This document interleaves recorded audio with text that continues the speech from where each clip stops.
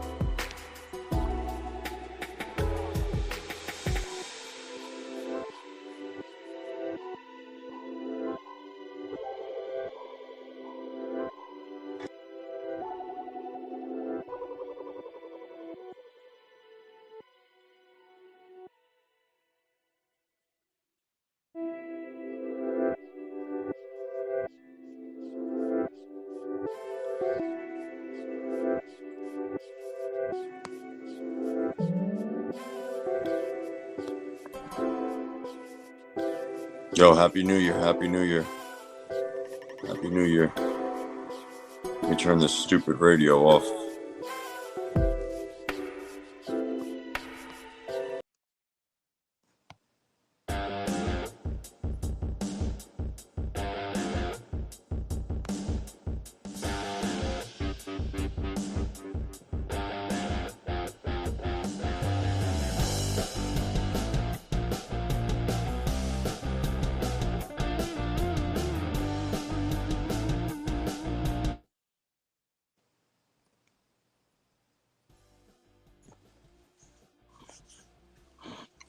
second, yo.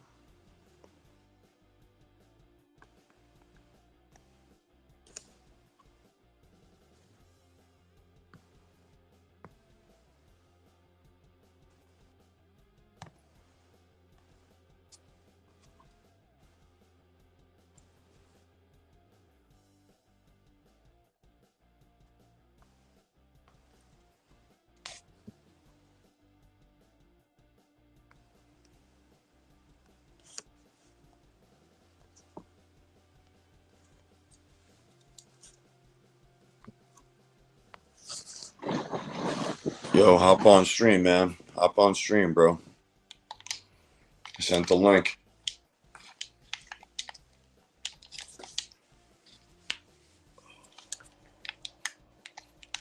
My boot camps are absolutely fucking life-changing, man.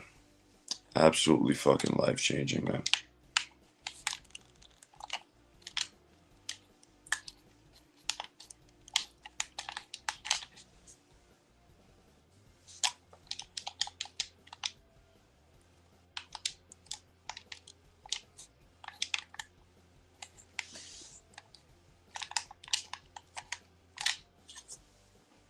Yo, if you guys want to hop on up, come on up.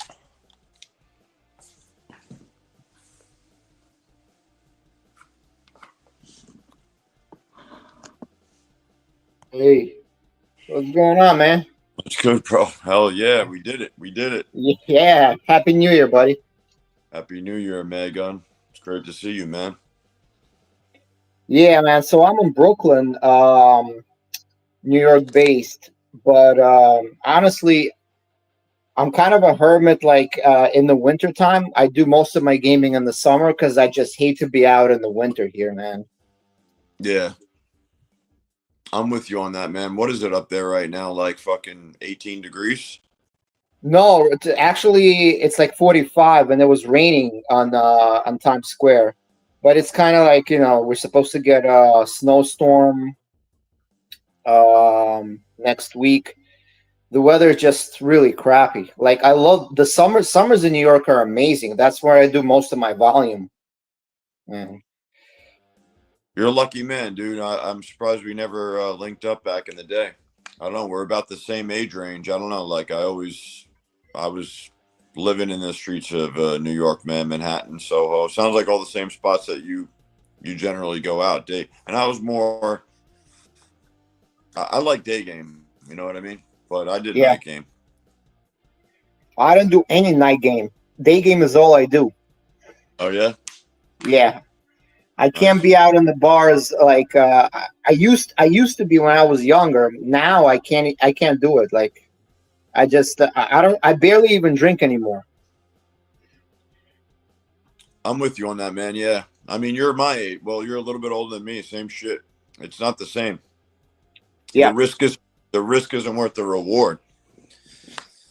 no. The other night I was out with a friend and I had like one shot of tequila and actually, it felt good, but that's about it. That was it. Yeah, for sure. Yeah, it takes a toll on your body, and like I'm trying to go the longevity route, to eat healthier. So I barely even drink anymore. Yeah. What time is it up there in New York right now, man? Is it like 12 2 hours earlier, right? It's It's 2:52 Oh, okay. a.m. So we got the same time. Damn. Yeah. Oh, you're in Miami, That's right? what's up. Yeah, I'm in Miami. Yeah, you look good, man, for your age, bro. I'm pretty impressed, man. Yeah. Oh yeah, I You got look a good. I got a skincare routine, a hair routine. I try, man. I try. Yeah. Yeah, you got a full set of hair. You got a good tan going on. That's good shit, man. Thanks. Yeah, I got the vitamin C serum on the face. I try. Yeah, most girls when I tell them my real age, it's like the younger ones that I approach, they're shocked. I mean, they think I'm like in like early to mid 30s, I guess. Yeah, my man. Yo, you looking you should put out like some sort of content, like some skincare routines or something. I don't know, man. You look good. 43, you said? 41. I'm 41. 41? Well, one Nice thing bro. I can definitely recommend, and that's for everyone. What I do, I have a green smoothie every single day, like a spinach, kale, and organic fruit, especially berries, blueberry. That's Spin gonna do wonders for your skin. blueberries in like a NutriBullet. You put it in a NutriBullet. What do you do? You could do NutriBullet. I use a Vitamix. It's like a more high end blender. It's better because I had a NutriBullet before. I recommend investing in a Vitamix. It works for me because I blend every single day. It's natural collagen. You get it from the greens. Once you do it consistently, you really see the difference it makes in your skin. I'm all ears, man. That sounds like a really good thing. Give me throw the people out one of your daily mixes. Like what's the? It's blueberries. What else? I would do blueberries, either spinach, kale, or broccoli, even mixed in Okay. with apple. And I use a powder.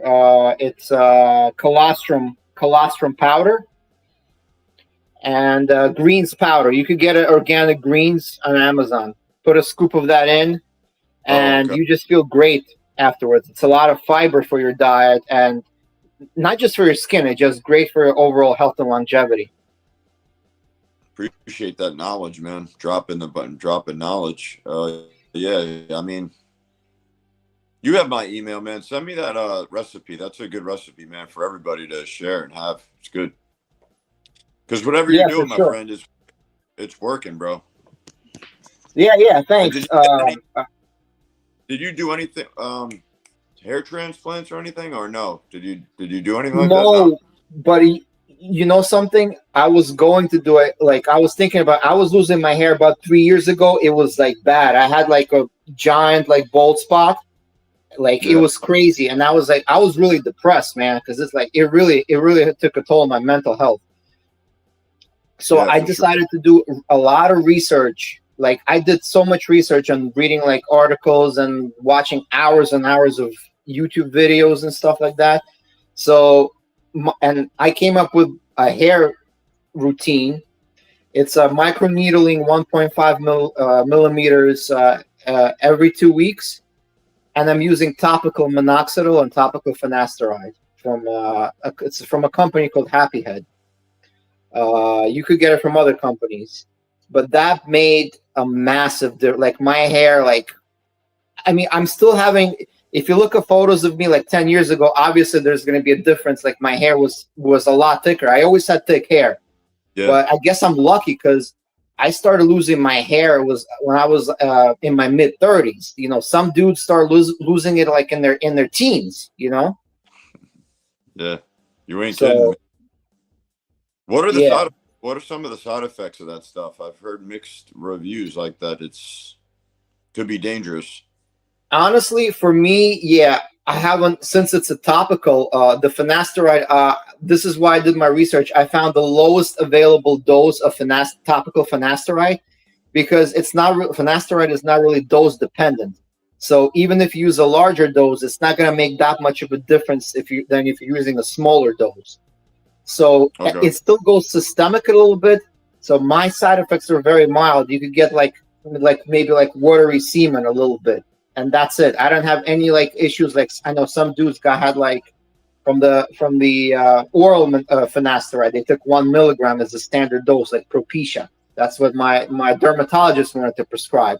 But honestly, I didn't really feel safe going that route. And you know something, my way really worked. I tried it, and I'm consistent. I'm rubbing that stuff. It takes 5 minutes, 5 minutes a day. You know, you have to rub it in twice a day, once in the morning, once in the evening. It's a topical, And it just and slow to grow your hair back like like I see I use this product. It's just hair fiber. I just spray hair fiber on it.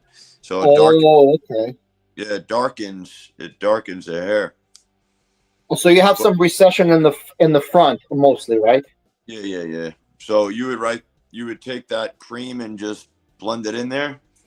It's a liquid. Yeah, it's like a liquid. You take. It's like a dropper. You take 1 milliliter. You just rub it in the areas where you have issues, where there's receding, Uh, and it should make a difference. And plus, you do the micro needling. You, I think, what's his name? More Chris, plates, more dates. He has an amazing playlist on hair restoration. I think I watched that entire thing, so I highly recommend it. Uh, it's really you amazing remember stuff. Chris? He You remember Chris, Good Looking Loser, right? He did that Yeah. for a while too. Yeah. Oh yeah, he Long did. I term think doc. so. Yeah. This guy right here, let's see what he says. Um, he says long term minoxidil ages the face. Production like PEDs, Propecia can cause post finasteride syndrome, low T. This Um. guy knows a lot about Chris, bro. This guy's a diehard Good Looking Loser fan. Shout out to you, Ruthless Discipline. Yeah, Scotty's boot camps for sure. I did nothing but pick. Let's see what this guy says. Live, breathe, eat, pick up for many years. Good way for you to shatter limiting beliefs in it. Beats. Thanks for being my mouthpiece, Ruthless. Yeah, I'm kind of tired right now, bro. It's fucking 3 in the morning. Yeah. I'm just Yeah. chilling. Yeah, when someone's asking me what to expect on a boot camp, I mean, I could say a few lines, but thanks for chiming in. Read about it on my website. I got a website, ScottyWingman.com. But yeah, Turkey is not a bad idea, man. Going to Turkey, but that's if you have an extra $2,000 or whatever it is, right? Well, So, I think the issue with the hair transplant, even if you get a hair transplant, you still have to be on finasteride because you need to save your remaining hair follicles. okay, yeah. So you still need to use it no matter what. You still have. Otherwise, if you get a hair transplant and don't use it, it's gonna look ridiculous once your remaining natural hair follicles start to go. So. So what's on the agenda tonight, man? You got anything planned? Did you go out? You have fun? You hang out with family? I never go out on New Year's. I just do like a low key family thing. Never. That's my thing. Like always stay low key. But I have a question for you, man. Maybe Yeah. you could answer. Like as you get older, how did you adjust your game? Like for somebody like me, I mean, do you think you would change anything in terms of how you approach, especially for day game? Like, what do you mean? Just in reference to your age? Like, what do you I mean mean, yeah. change? Like over, like, just Well, you got to be a little more specific. Like, what do you for your age specific? Because nothing really has. My overall style has not changed at all. Really, a little bit, here and there, but I haven't noticed a big change. You got to find out like what I'm like more of. I like to screen rather quickly. You know what I mean? I don't like to waste a lot of time. yeah. Um, so I do a lot of just very direct, very direct approaches. I'm very sexual. I'm probably one of the more sexual like guys on the internet, especially with day game. Day game. There, I haven't seen too many like infields that are as sexual as me, like right off the bat. I've incorporated over the years. Usually, like within the first few minutes, the introduction with the handshake, I just end up holding girls' hands really quickly. I leave it there for a while. And honestly, it's got a huge success rate. I don't know. I project such a tremendous amount of comfort with it Mhm. that girls just go along with it, man. Like, I think we're just so limited when we think of what we could get away with and what we can't. But I've been practicing that for years. And the more comfortable you are with it, the girl's okay with it. And keep in mind, you're the leader. You're the one. She's willing to take the guy's lead if you're, if you show congruence with what you're putting out there. If you're nervous about it and stuff like that, she's going to pick up on those subtleties. But you lead, she follows, basically. And if you project that comfort and there's some initial attraction, you can get away with a lot, man. You could get away with a lot. I think a lot of guys are, when I watch them in action, I see them leaving a lot of opportunities on the table. There's a lot of room to close the gap, between basically, themselves and the girl. You know what I mean? There's, whether it's just based on proximity or advancing the interaction to a more, you know, taking more social risks, like Alex likes to say. Um, pushing the boundaries a little bit. I feel like guys play too safe, let alone they barely even approach. But most guys, then once they finally get in set, they just basically play it way too safe, man. Way too safe. So basically, when you do the boot camps or one-on-ones with me, I have guys little by slowly incorporate, holding the hand during the introduction. And you could see, he's shaking because he's so not used to it. But as I told him to just hang on, just hold it, she's willing to go with it. So like the one girl is just willing to go with him holding the hand, but a lot of guys are nervous with it. They never practice it. They don't feel comfortable with it. I've always been very congruent with being physical. I don't know if that was because of maybe because my mom was always affectionate with me growing up. Like I came from an Italian family, so she was everything was, hugging and kissing and touching. You know what I mean? Like very, very affectionate. Some families, it's how you grow up, the dynamic of your family.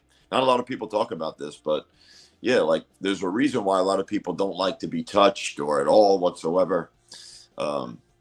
So I don't know where it came from, but I always felt very comfortable with projecting that comfort onto girls with touching. So it never feels weird. Like it sounds more weird when I'm describing this than when someone sees it in action, they go, "Oh, that was no big deal. That looks like nothing." You know what I mean? But yeah, this guy right here, look at this. Look, two guys commenting. Extended handshake is a compliance attraction test. She pulls away. She has low interest. She doesn't pull her hand away. She's down. Exactly. It's great screening, bro. It's honestly changed my game, bro. It's like, I would say a staple in my game for sure. For sure. The same with this guy. Yeah, bro. Extended handshakes have changed my life. Yo, I'm telling you, it's a solid. staple. Yeah, that's kind of, I think, the staple of like what my game is known for, really, bro. I don't know. It feels weird if I don't do it. It's gotten to the point it feels weird if I don't. And it's not like if the girl, like this gentleman says here, if she pulls away, then you just, you pull back a little bit, but for sure. Yeah. And you know something, you're right about. I lived in New York for 30 years. I've only seen somebody approach or run a game on the streets maybe 2 or 3 times. So men do not approach. No, that's sad to hear, bro, because you're from my era too, right? So don't forget in the early 2000s or 2008, 2000, they were walking around Union Square, a lot of PUAs, because that's when PUA started to really become popularized, right? Remember, and all them, they were running boot camps in Manhattan all the time. Union Square, I know exactly where that is. Yep. Yeah, the whole. But I haven't seen it recently. The only thing I think maybe 3 or 4 years ago, I've seen Yad run a boot camp in Williamsburg on Bedford Avenue. I've seen him with my own eyes. I'm like, I knew the guy was like one of his students was making an approach, and then I saw him. I said, hey, that's Yad doing the Yad stop right on Bedford Avenue. Bro, who's Yad? He's a PUA. Yad is he's the London. I think that's the London day game model. I think that's what it was. Oh, okay. The guy who they call it the Yad stop. I mean, it's not really my thing, but I guess he was running a boot camp, and now I know why they know the good area, because that area of Brooklyn is hot. There's a lot of hot girls over there. Hey man, I mean, I'm down to you say there's an invite, bro. I'm down to meet up, man, for sure. Definitely. When you're in New York, let me know. What's your I'll definitely come out. What's your situation, man? Are you just have your own spot? Are you working full time? I'm working. Yeah, I'm working full time. I have my own, and I have my own side business, and I live by myself. I live in the studio, bachelor pad. Oh man, more. Yo, New York is the best, man. I mean, straight up, it's undeniable. You know what it is? Some people say I've seen some day game coaches. They say New York is very, very, very difficult, and some say it's they just so much volume. I think that it makes up for the attention span. I think that's global these days. It's a global issue, right? It's not just particular to New York. Exactly. Yeah, So the overall attention span, dude. I'm telling you, man, we need more soldiers out there, really, because this idea that it's better for the few guys that are doing it. That I don't buy that at all, bro. I don't buy that. I think the more, bro, it's always going to be a very, very, very small percentage of men cold approaching. Like you said, you're from the same era as me. Even when it was popular, there was still a very small percentage of men doing this. So three now, times in my life, I've seen that, and one of them was yacht coaching, doing a boot camp. I'm telling you. bro, yo, it's gotten to the point, at least back then, there was like a minuscule of people doing it. But we've gotten to the point now where, honestly, there's eyeballs on you. You're like people like don't want it. Everybody's, I hate that like nonverbal agreement that everybody just stay in line, stay in your own lane, don't approach. It's a lot of peer pressure to not do anything. People have really almost shamed pickup, like cold approach. It's becoming so bad. So we're Oh at a yeah, very low point, man. It's not. I've heard this cope going around that. Oh, well, that's good for the few guys that are doing it. No, because we're not individuals. We're an individual. Well, also part of the collective conscience. So whatever's going on collectively, we're also affected by. yeah, and I can give you an example. Like this happened maybe 3 or 4 months ago. So I approached this girl on the street, and we were having a nice conversation. She was laughing, smiling. Nothing. There was no sign that anything creepy was going on. Right? She was very receptive, very friendly. And this old lady comes up to us. She's looking at her. She say, "Excuse me, is this man bothering you? Are you okay?" This is in the middle of a crowded street, right? um, We're in the middle of the day, right? that's fucking crazy, man. That's Yeah. that's So absurd. Bro. yeah, exactly. She was like, "Is he bothering you? Are you okay? I just wanted to check up on you, make sure you're okay." In the middle of the street, in the middle of the busy day on the street, we were just having a conversation. So Bro, no, no, no. This is what I'm talking about, man. This is so bad. Like 2025 is a year where, like, seriously, everybody. Unfortunately, though, man, I'm very pessimistic because of social media. And the marketing ploy and the.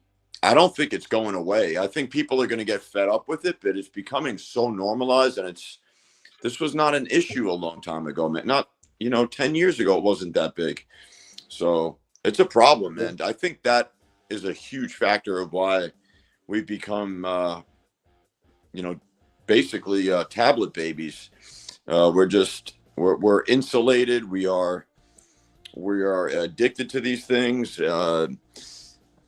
We've become so underdeveloped, man. Like we become so underdeveloped as a society, bro. It's sad to see, man. It's just fucking ridiculous. So I don't know if it will ever go back to the way it once was. All we can do is our part, and the more we go out with people, and the more we normalize it, celebrate it, the more relationships we get out of it. Um, this is for like just street approaches, but because you know what, like there's always going to be a social acceptance when it comes to meeting girls at bars and clubs. Because that's been going on since the 70s, 60s, shit like that. My dad met my mom at a bar. So that's not going anywhere because it's socially accepted, you know what I mean? But for guys like me and you who love, street approaches and day game and stuff, That's probably the one, or going into grocery stores, uh, malls, wherever, man. I think those are the most challenging by far, the most challenging. I worked with a client not too long ago, and his anxiety levels were probably 10 out of 10, right? So he was getting slaughtered during the daytime. He really, bro, he could barely get anybody to stop, anyone to acknowledge him, anyone to say hello. But I was so confident that when took him to the club, he was going to get a lot better reception, and he was going to get numbers and maybe a makeout. Sure enough, he was blown away. This is a Vietnamese guy, and I'm not going to say his name, but he went to the club, and it's the mentality. The woman is expecting to be talked to be flirted with. She's more receptive, actually, believe it or not, during a bar or a nightclub. And a guy like that with 10 out of 10 anxiety ended up getting a few numbers. So it just goes to show you that that's not going anywhere. I don't think those numbers are as solid sometimes, but as far as just from a validation standpoint, if you're, batting, 0 for 10 on the street, because, how Manhattan is, bro. It's a very high octane. It's like the highest level, bro. It's high octane game. I don't know why Mystery would downplay it like it's considered warm-ups. That's Mystery Methods mentality, is that day game is like a warm-up. It doesn't count. They're throwaways. Some nonsense like that. By far, it's the hardest shit. It's I think the highest level of game, honestly. Girls are walking a mile a minute. You know what I mean? You have to have some really good, solid game to get the girl to stop dead in her tracks, get her extremely attracted, stop what she's doing. I don't know. Like a lot of beginners, they get blown out of overwhelmed.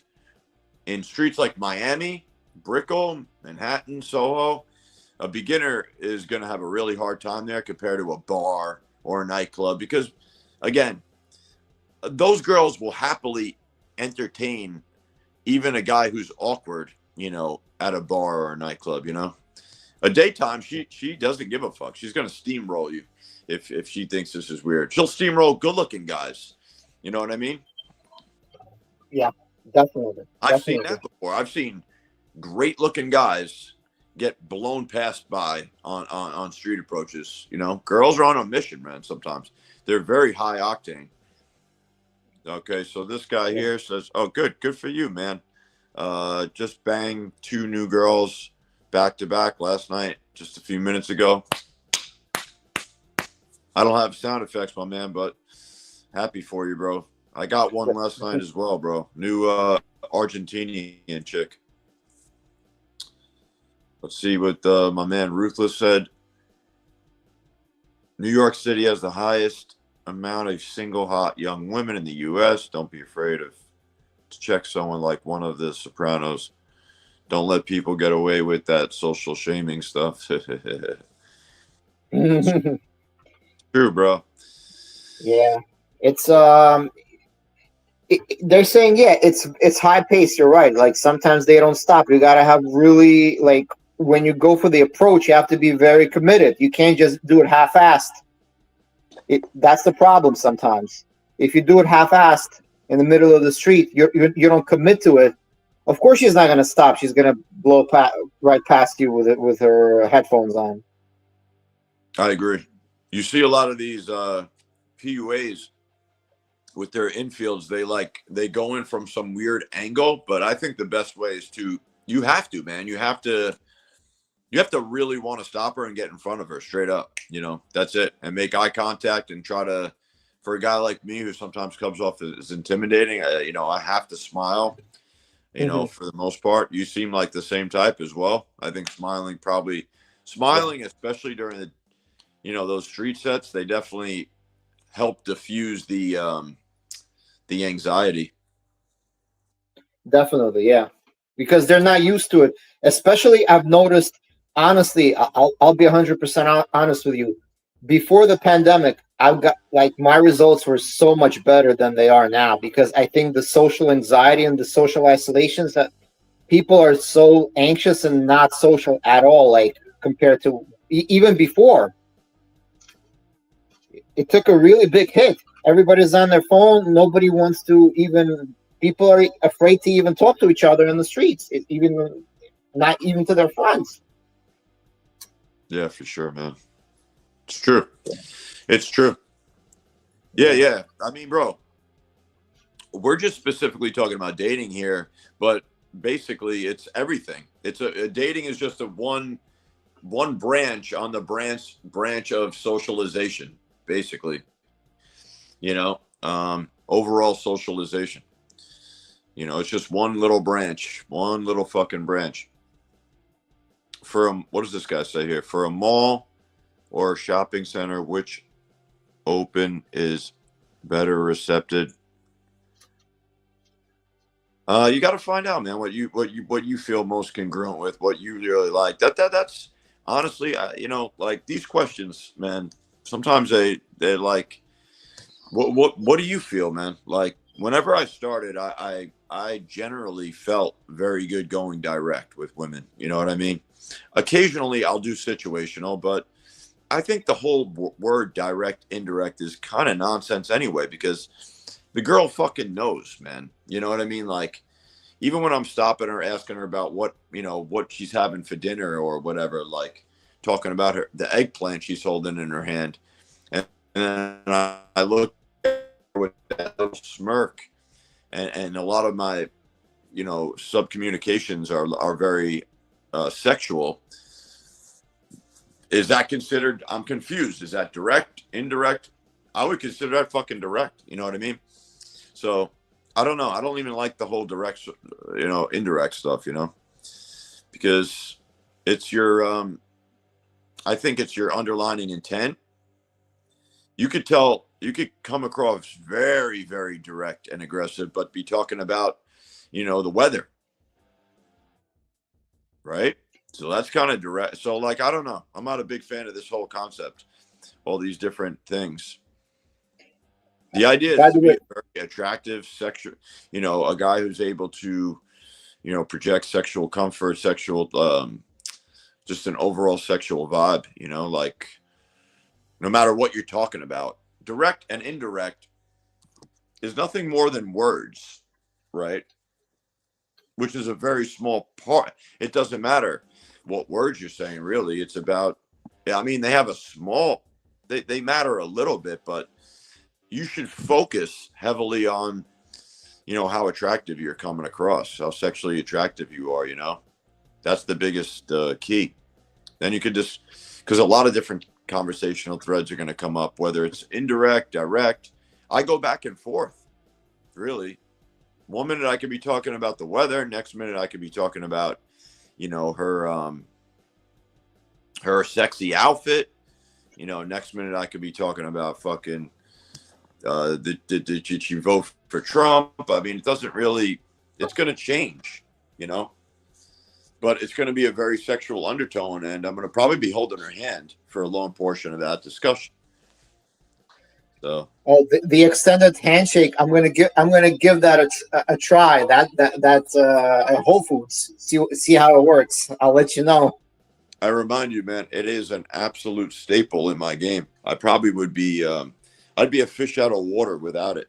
And I'm glad to see some of the diehard followers, they've been implementing it, because honestly, I feel like I've been preaching that one for years, man. I've been using that for years. Literally, years and years and years. I don't know how long you've been following, or sounds like you've been gaming for a lot of years, bro. Yeah, I've been in the relationships, on and off. So it's kind of like my game hasn't been that consistent.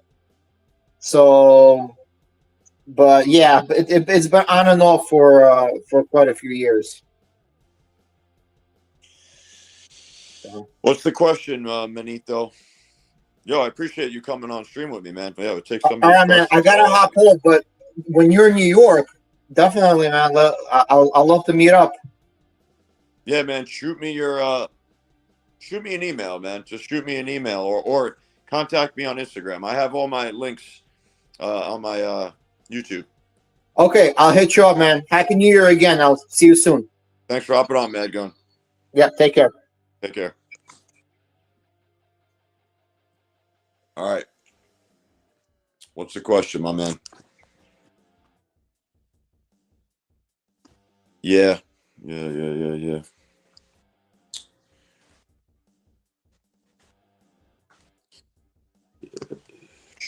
Women know what you want when you come up to them.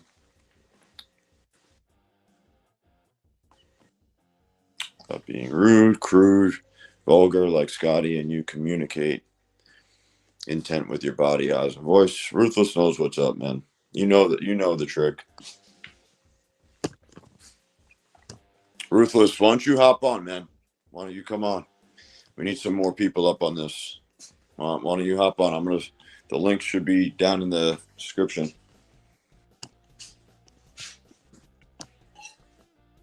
I try to get Alex on. I don't know. It's probably this is the time he's getting up usually.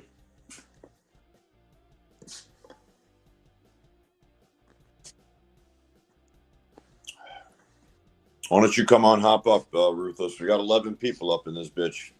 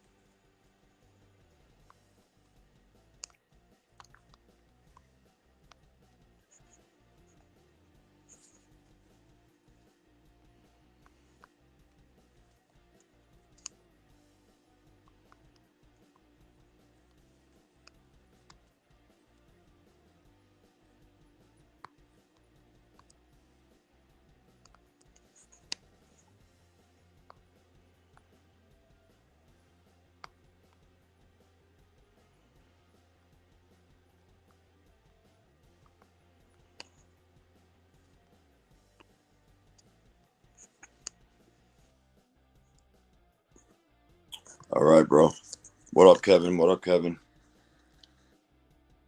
I'm the guy who emailed you, told you my car got towed. I learned most from you, man. Thank you, Kevin. Appreciate you, dog.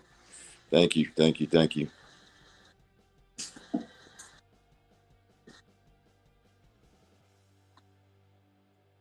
Yeah.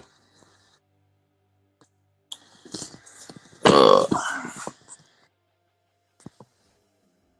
yeah, man. Absolutely. Can't wait to meet you, my man.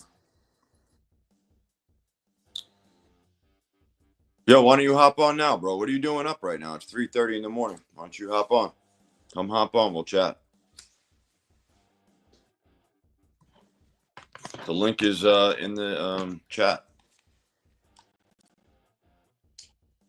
Come hop on, my man. Let's chop it up. Yeah, hop on, bro. Hop on. Get up here. Trying to bring some girls up on this thing too.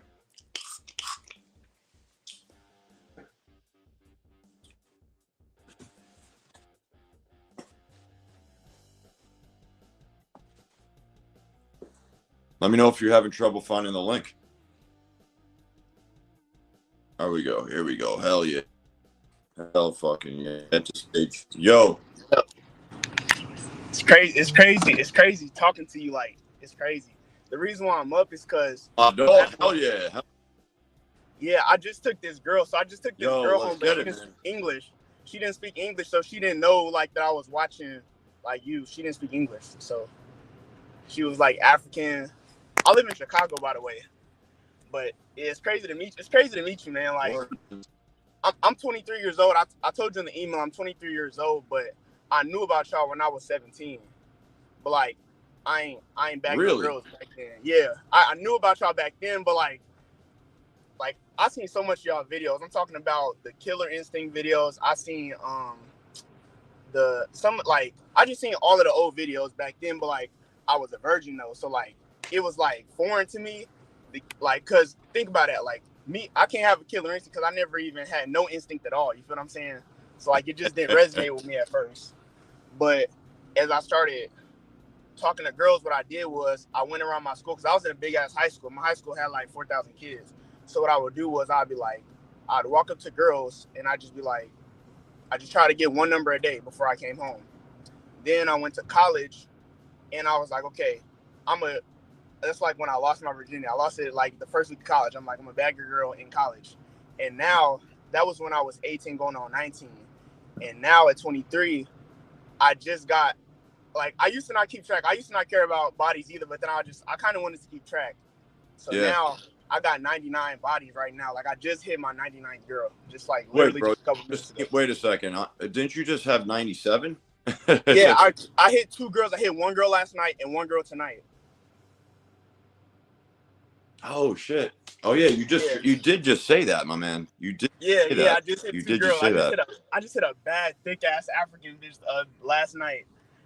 And oh man, yo, I want to turn the light on for a second. I want to see what you look like, man. Right. You're probably you're 6'3", Chad.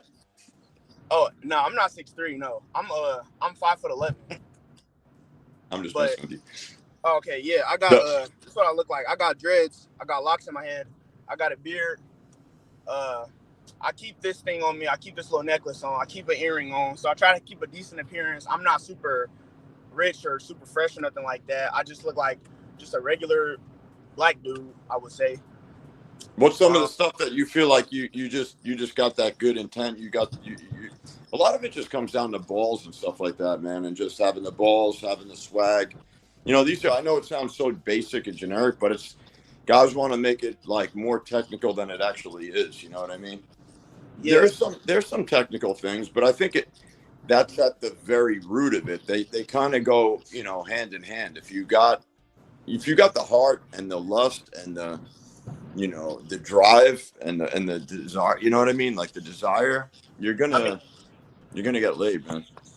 Like, so I count like where you live like as a technique. What I mean by that is like, so I live, like I'm on my way home right now. I live in Chicago, and like everybody be talking about all these different cities that's the best cities, but I never heard nobody say Chicago. But I'm not. Yo, man. Yo, fly me out there, bro. I'll be there. Oh, where? if I get the money, I was gonna say I get my money kind of tight right now. I ain't gonna lie. No, it's all good. I hear you. Everybody's struggling out there, man. Well, a lot of people I know are. Yeah, so it's like I live by. I'm actually driving. Well, I will flip I don't even know if I can flip my camera. Right yeah. But basically, I live by a beach. I live by a beach. You said what? My bad. I kept cutting you off. I was saying you're right. I don't hear Chicago get brought up a lot, and I never hear it in anybody's top 10. I never hear it in anybody's top 5. But Chicago the best. Chicago number 1. I never been in New York though.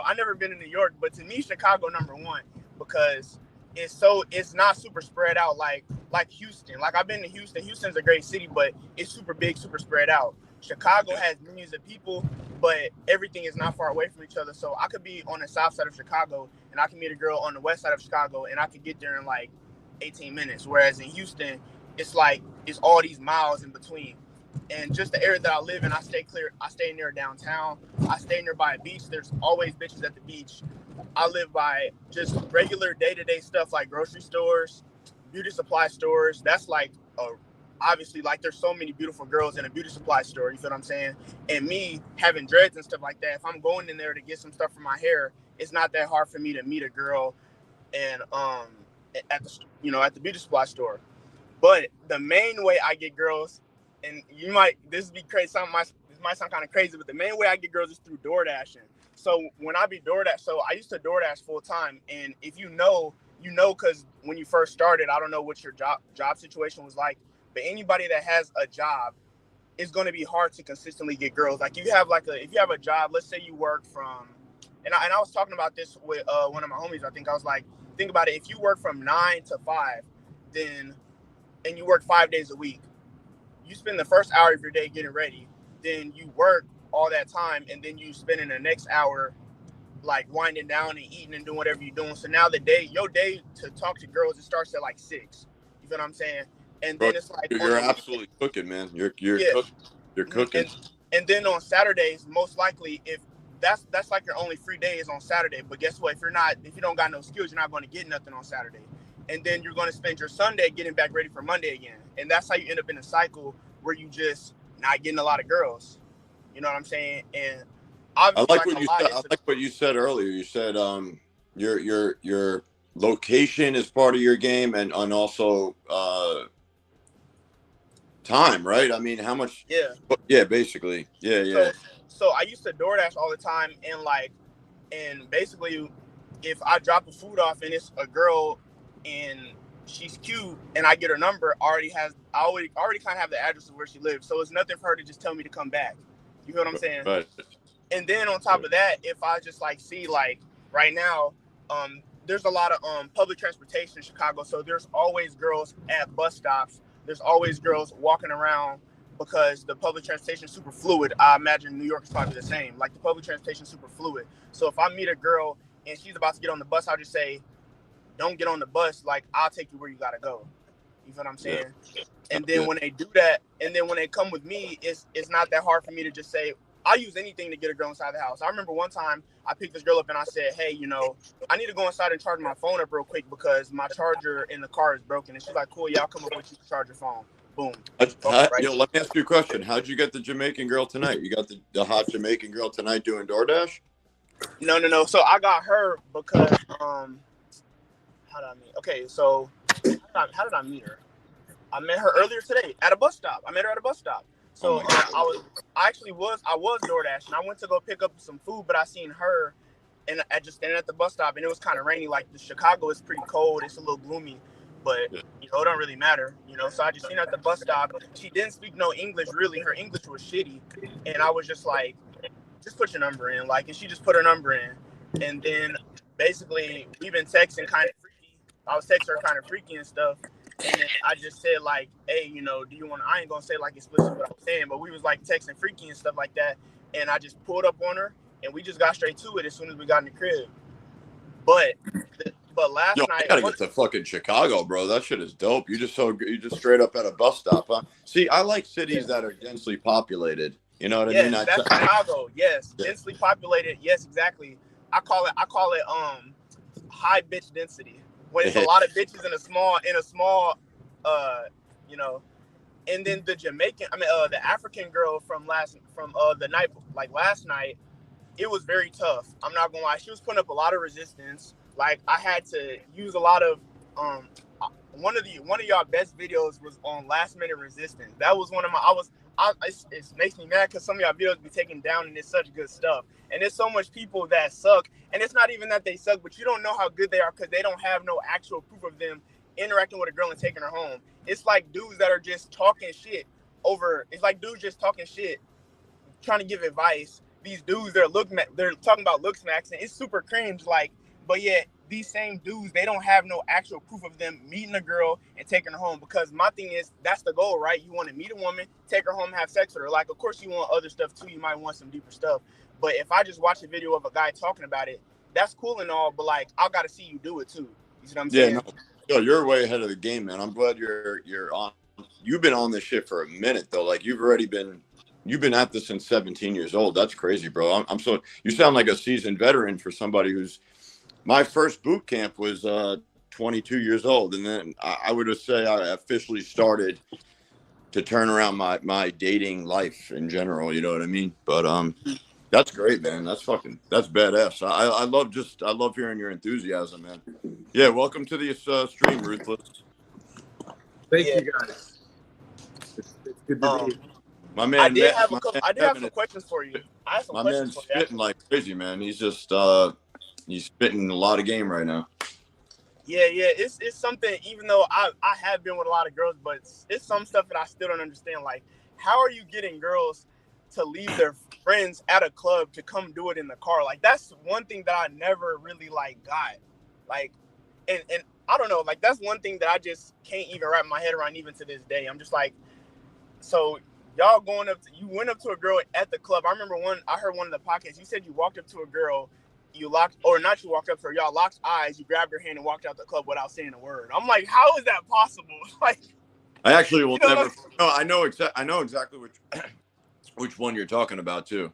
I know exactly which one you're talking about too. I know the club. I know the exact. I was rocking the Jeep Wrangler at the time, bro. That was a great car for pulls in the back seat. So I had the seat down, the back seat down. It was just a dope car for car pulls. Yeah, bro. I mean, yeah, man. It's amazing to reflect on these things, man. To be honest with you, bro. I was just in my element, bro. Like how you feel about Chicago is the same way I feel about New York.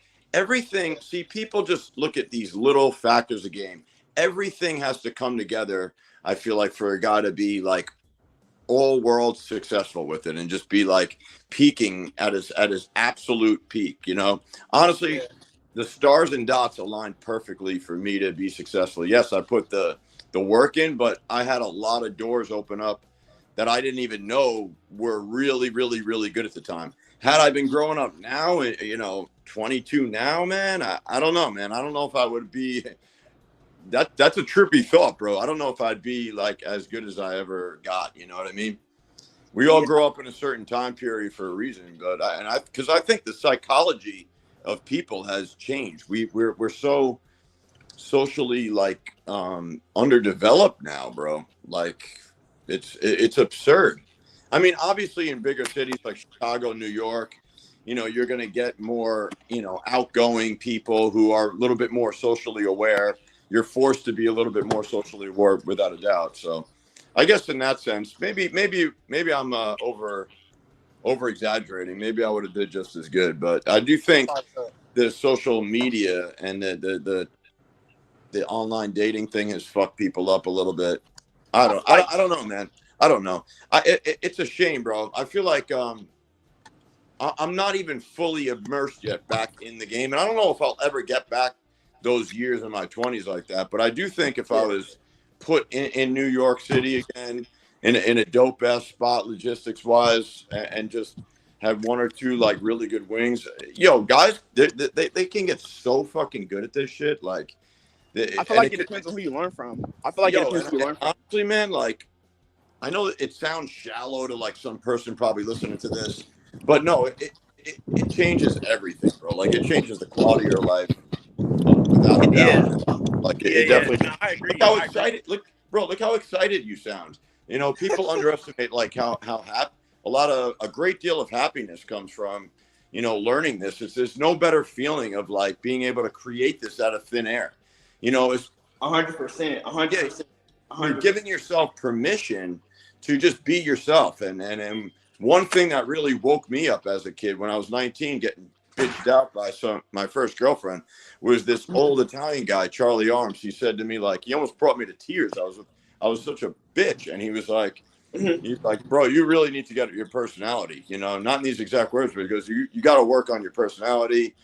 Do not take this girl to Hawaii. Like, he warned me, like, I don't know. He struck the fear of God into me at like 19. I was like, he said a lot of like wise words that just stuck with me, like he's like, make sure you always have a spare tire, which basically in sense meant you make sure you always have options, like. Right.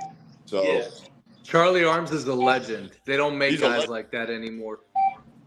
Nah, bro, he's a real legend, bro. He's a real legend. Like, there's pictures of that dude like on yachts and stuff like that in Fort Lauderdale back in like the 70s, man. He was just I think there's going to be a movie on the guy, bro, but his story is crazy. But he was a true player, man. He's just a smart, tough overall.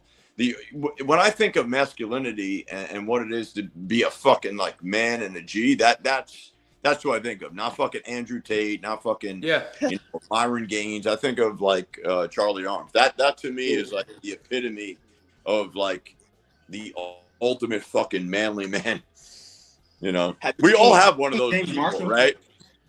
Yeah, we all have one of those people, right? If you close your eyes, you could be like, oh, okay, who's the number one guy that comes to mind as like the fucking ultimate manly man, like, and I was fortunate enough to even meet a guy like that, but everybody else has mostly, superheroes or people that they never really met in real life or whatever. I hope to be that fucking guy to some young kid who does a session or something with me, but I don't think I'll ever reach this status of Charlie Arms. And I'm not even just talking about strictly bagging numbers or how many, what your body count is and stuff like that. I just mean like just the overall essence of like what it is to be a man. Because it never really was just about, keeping score. Some guy with like Charlie Arms would laugh at you if you're like, oh, I got this versus you. It's like, it's about doing what you want when you want, having, quality girls, having this, having that, girls who fucking would do anything for you, it wasn't when it becomes a dick measuring contest, I think you lose track of what this is about, Yeah, I feel you. I feel like it's subjective. I feel like it's subjective what a good man is. So like, I feel like if you a dude that knows how to get a lot of girls, I would consider that a manly thing. But at the same time, if you got a wife, some kids, and your family to take care of, that's a manly thing to do too. So like, it's subjective what a good man is. So you take little bits. Yeah, like you take little bits. So I was. Have you heard of James Marshall? The Natural Lifestyles. Have you heard of a page called The Natural Lifestyles? Never. Because I'm sure you know a lot of, obviously I know you know Alex because you link up with him. But James Marshall, The Natural Lifestyle, they probably got about 200K subs now. You've never heard of them? Honestly, no, bro. No, go ahead. But tell us about him. I don't know. What does he got? So basically, I don't want to diss him because I learned so much about him. But like, I would say looking back on it is very basic. So what happened was the very first video. So what happened was the way that I got into it at such a like young age is I was in a situation with a girl when I was actually 16, and I was trying to hit that, but I didn't know what I was doing. I was fucking up with the condom and all that type of shit. So what I did was I went on the internet and basically I looked up a video of how to have sex. But like I still fucked up. Like, you feel what I'm saying? I'm just being honest. And then I was just like, dang, like I seen this thing in the YouTube recommended. It was called, and this one of his best videos ever. It's called 10 Things That You're Doing That's Fucking Up Your Dating Life. That's what it was called back then. I think maybe they kind of not like YouTube in general. It's not, you can't really say stuff like that no more. It'll get like, demonetized and stuff like that. But so I think now it's called 10 Mistakes You're Making That Mess Up Your Dating Life. And I think I remember it. So basically one of them, the first one was waiting and hoping.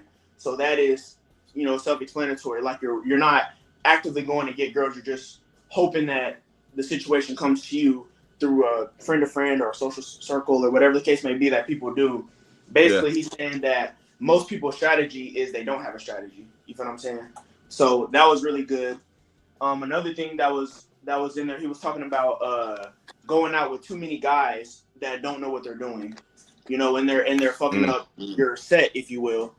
And so you're talking to a girl and then they're coming in being goofy. And me as a basketball player, like I was playing basketball when I was younger, so like I experienced that a lot, where you're trying to raise up a girl on the side on the bleachers, and dudes are like, "Yeah, I see you, Kel. I see you talk." Like it's like you fucking it up. You know what I'm saying? Good wingmen are exceptionally rare.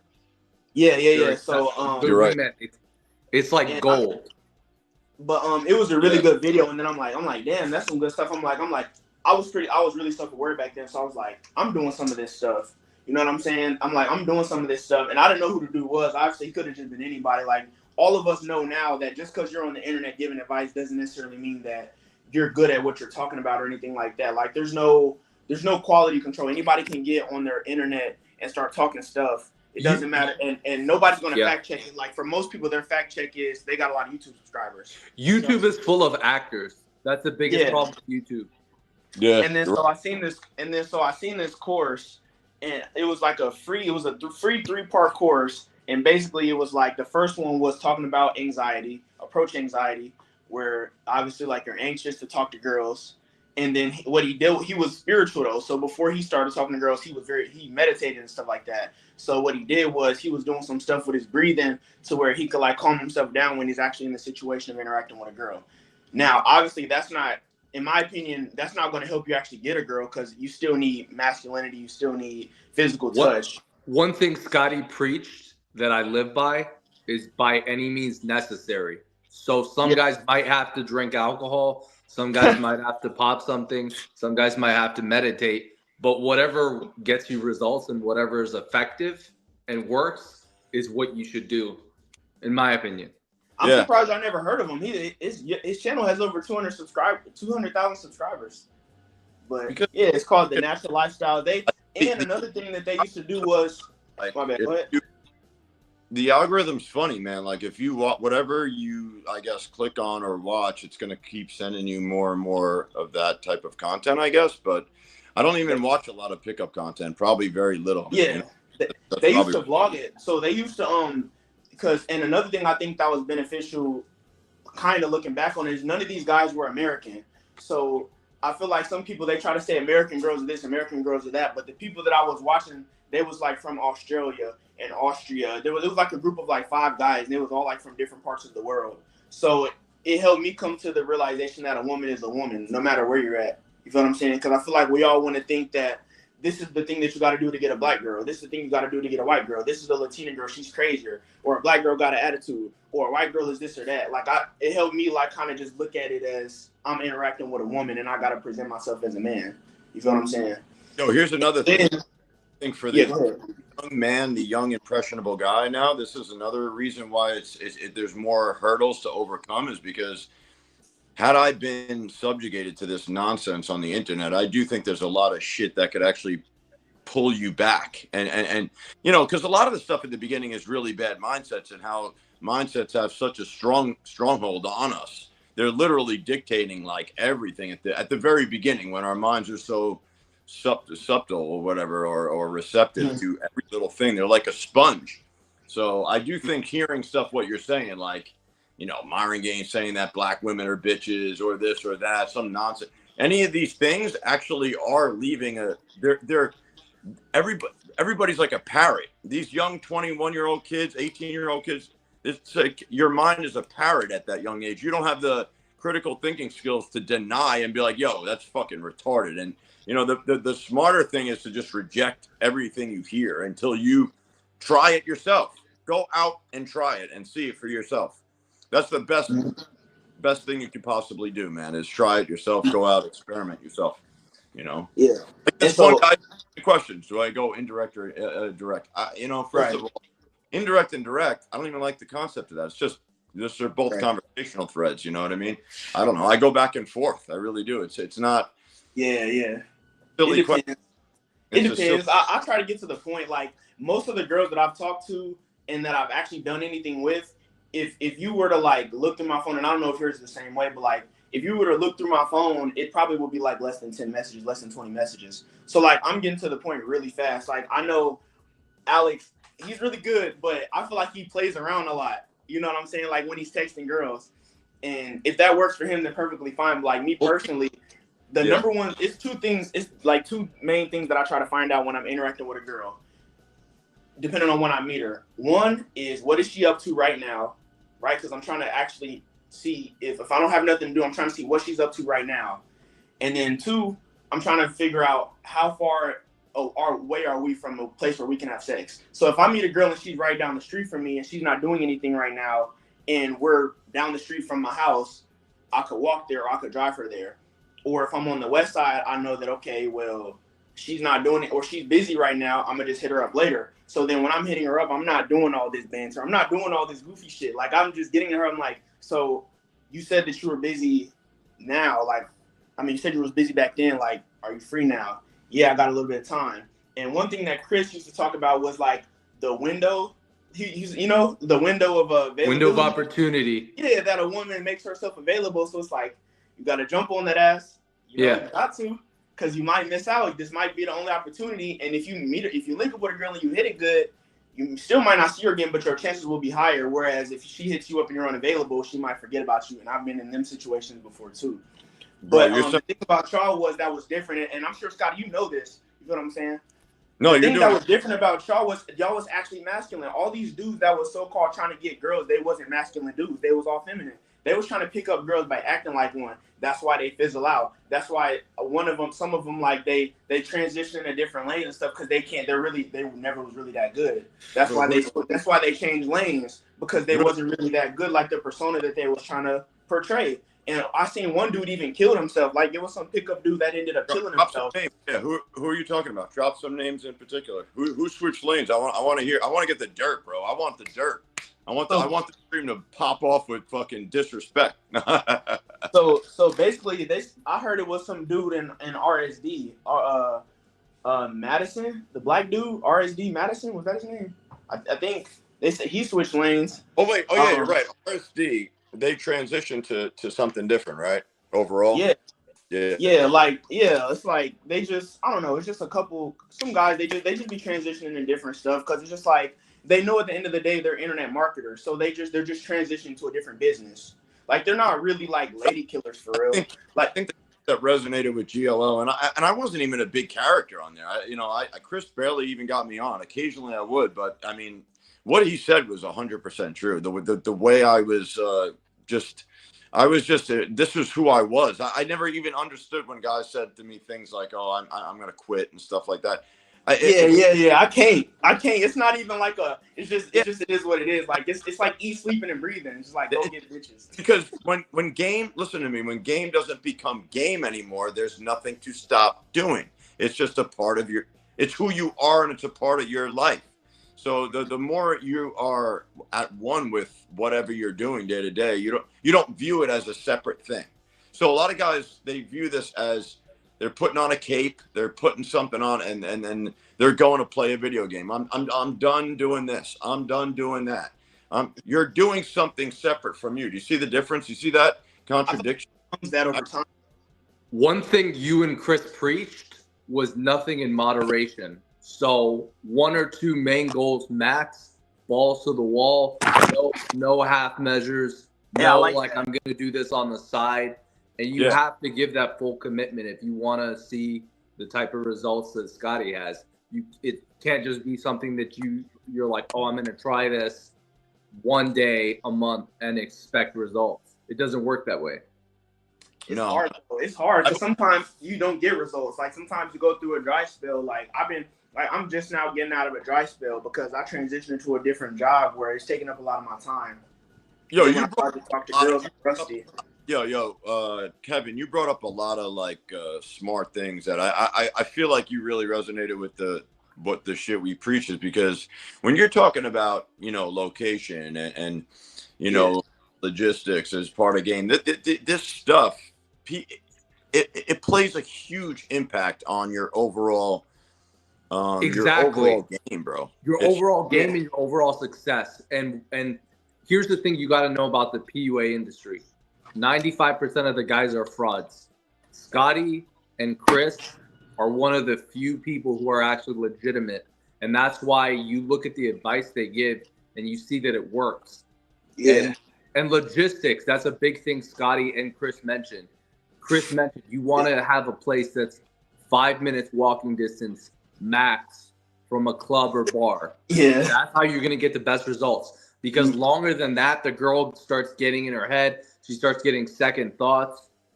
Stuff happens. If you have a place that's right next to it.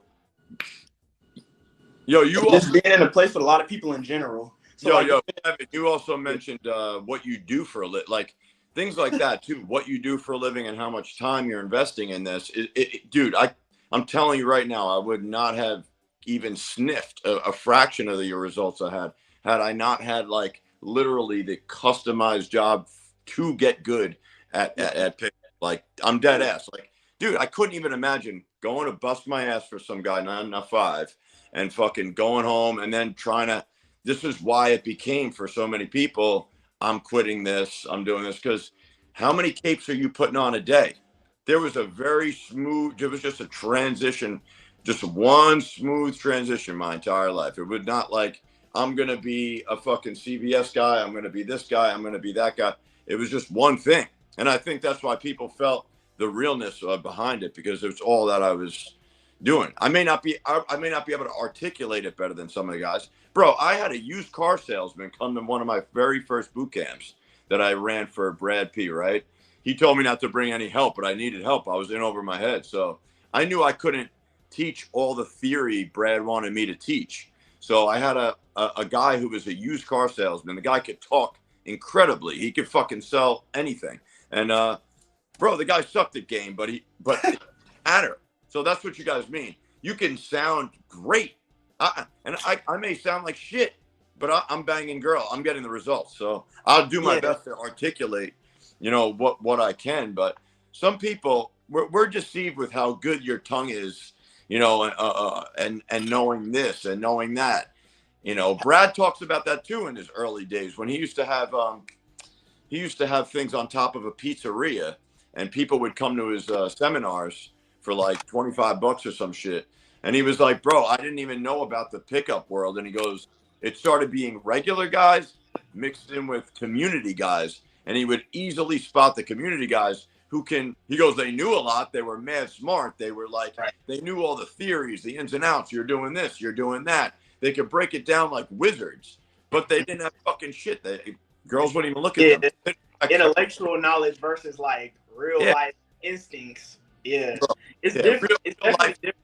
Bro, real life instincts, bullets are flying, learning how to deal with people, you know, just being an overall people person, being out with people, you know, just studying. It's a balance. I feel like it's a balance of having good technique, but yet not turn it into a math equation, because majority of the pulls that you get are going to be stuff that doesn't make sense. Like the girl that I hit last night, if you was to look through our messages, it's just going to be like, hey, she says hi. I say, what's up? And then she doesn't respond. I'm like, damn, you take a while to text back. She says some other shit. She says, I get the vibe that you're just the type of guy that's just here for fun. I call her. We talk on the phone for like 30 minutes. I said, look, you might as well you're not even really giving me a shot. You might as well just send the low. Let me pull up. We can go get something to eat. We can have fun. And you can see what it's like. She's like, all right, I'll get ready. She sends the address. So if you just read that conversation, it wouldn't make sense. She's like, hold on. She just said she wasn't interested. Then she dropped the Addy. I'm like, how long do you want me to have you out? She's like, she was interested. She was interested. When a girl tells you that she thinks you're a player or she thinks you're just DTF, that's a green flag. That's why Scotty, he was the ultimate asshole with the face tats, neck tats, the jewelry. The girls come up to Scotty, and this is something Chris said. They know what he's about. If you look like boyfriend material, the girls are gonna lead you on because they have social programming. They don't want to look like, oh, this is my potential future husband or boyfriend.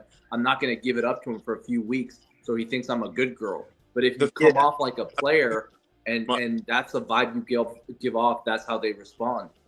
I appreciate that, man. I don't think it's as polarizing, unfortunately, as in 2024 as it was back in like 2010. I more polar. It was more of a pull back then. It was more polarizing. Sure, I don't know. Like everybody's tatted now, bro. Like exactly. If I'm with, I don't have no tattoos, but like if I'm with a girl and she's not fucking, then I'm not talking to her no more. So like they know that. I mean, it's some situations where won't fuck a girl with tattoos. No, I'm saying if on the first date, like if we link up and she's not on shit, then I'm not seeing her again. Yeah. And I don't look like, I don't know. Maybe they might. I've had plenty of girls tell me when I first met you, you were super respectful. Now you're just this and that, and I'm like, I didn't change up. Like I'm a huge fan of like being direct. And I remember one thing that you said. This is why this right here. This is why these are diehards right here. These people I need to do this more often because more guys that resonate with the word, man. They come up. Yeah, direct. Yeah. Because I remember I was still getting results when I was listening to James Marshall, but I felt like I was coming across as like a friendly guy, which is fine, but that's not gonna be congruent with like actually getting a lot of buns. You know what I'm saying? And it's just like he would go up to girls, and you know, if you care to, you should watch some of his stuff because he's good. But I feel like y'all are like, he said in his best year he had got like 30, and then you had said like in your best year, I mean your first year you had got like 44 girls, and it's like it's not necessarily that you were that much better than him. It's just that's how much faster you were. Well, I guess that does make you better. But you were saying that you was getting results, but it wasn't at the pace that you wanted. You said that in one of the podcasts. You said you was getting results, but it wasn't at the pace that you wanted. You wanted to get as much as possible in the quickest amount of time. And I resonated with that 100% because I'm like, that's what I want. I want as much as possible in the quickest amount of time. And for me, that was through I'm door dashing. I pick a girl up. I tell her, do you want to come ride with me? And she's like, yeah, I'll come with you and do a couple of deliveries. I left something at the crib. Let me go and grab it real quick. We're in the crib. You know what I'm saying? Here, turn the TV on. Make yourself comfortable. Boom. It's on. You know what I'm saying? As soon as they walk through the door, it doesn't necessarily, you could have like a sexual pretense if you want, but it's nothing wrong with just asking a girl to just come up. Like I have some cool things in here. Like I have a 50-inch TV. I have an electric bike. I got some things that I could say, hey, you know, I got this and that you want to look at. but I don't drink or smoke, so I don't say I have a bunch of. No, sometimes I lie. No, I lie sometimes. I remember this one girl. She said, "Do you want to come to the bar with me, have a drink?" I said, "I got drinks at the crib." I got that from. I know you've heard of John Anthony. You heard of John Anthony? I have. Yeah. That's what. So that's what I got that from him. He'd be like, if it's a girl that I know a lot of people don't like him though. I like his game. I ain't gonna speak on him as a person because I don't know him personally. But one of the things that he said was like, he just tells a girl like drinks are expensive. You got, I got drinks at the house. Place? You got your own bed? Yeah, I've been living on my own since I was 19. I talked to one of these because when I first moved into my apartment, I went 6 weeks of actually trying to get girls, but I actually didn't bring none home. So it took me 6 weeks to crack my first female when I got my own crib. And to me, that was like abysmal because I'm like 6 weeks, and it wasn't just 6 weeks of like me, being on and off. It was 6 weeks of me trying. I got flaked on like 96 times in a row. I'm not even lying. I got flaked on like 96 times in a row. And I counted all the numbers that flaked on me. It was 96. And it took me 6 weeks to get a girl back. And I'm just like, bro, I need some help. I'm like, bro, I need some help. I need you to do something better. And have you had any like solid wings? Speaking of wings, or not really? Have you met up with I've never had a wingman one day of my life. I've never had a wingman. I've never been put on. I've never like went out with a guy. All of my homies, like, I'm the only one. Yeah. I grew up in Indianapolis. I don't know if either of y'all have been to Indianapolis. It's kind of mid. Like I wouldn't recommend somebody go there if they want to get a lot of chicks. Like Indianapolis is a cool city, but in Chicago, it's a lot of everything, not just women. It's a lot of everything. Just like New York, it's a lot of everything. There's any type of person can go to New York and find what they're looking for. You feel me? Yo, I'm sold. I'm definitely sold on Chicago, bro. I'm anxious to try that shit out, bro. If it's like I've heard people describe it as like a cleaner version of Manhattan. You know what I mean? Oh, like like Latinas. You like Latinas. There's a bunch of it's 33%. It's 33% Mexican here in Chicago. I like black girls first, and Latinas probably second.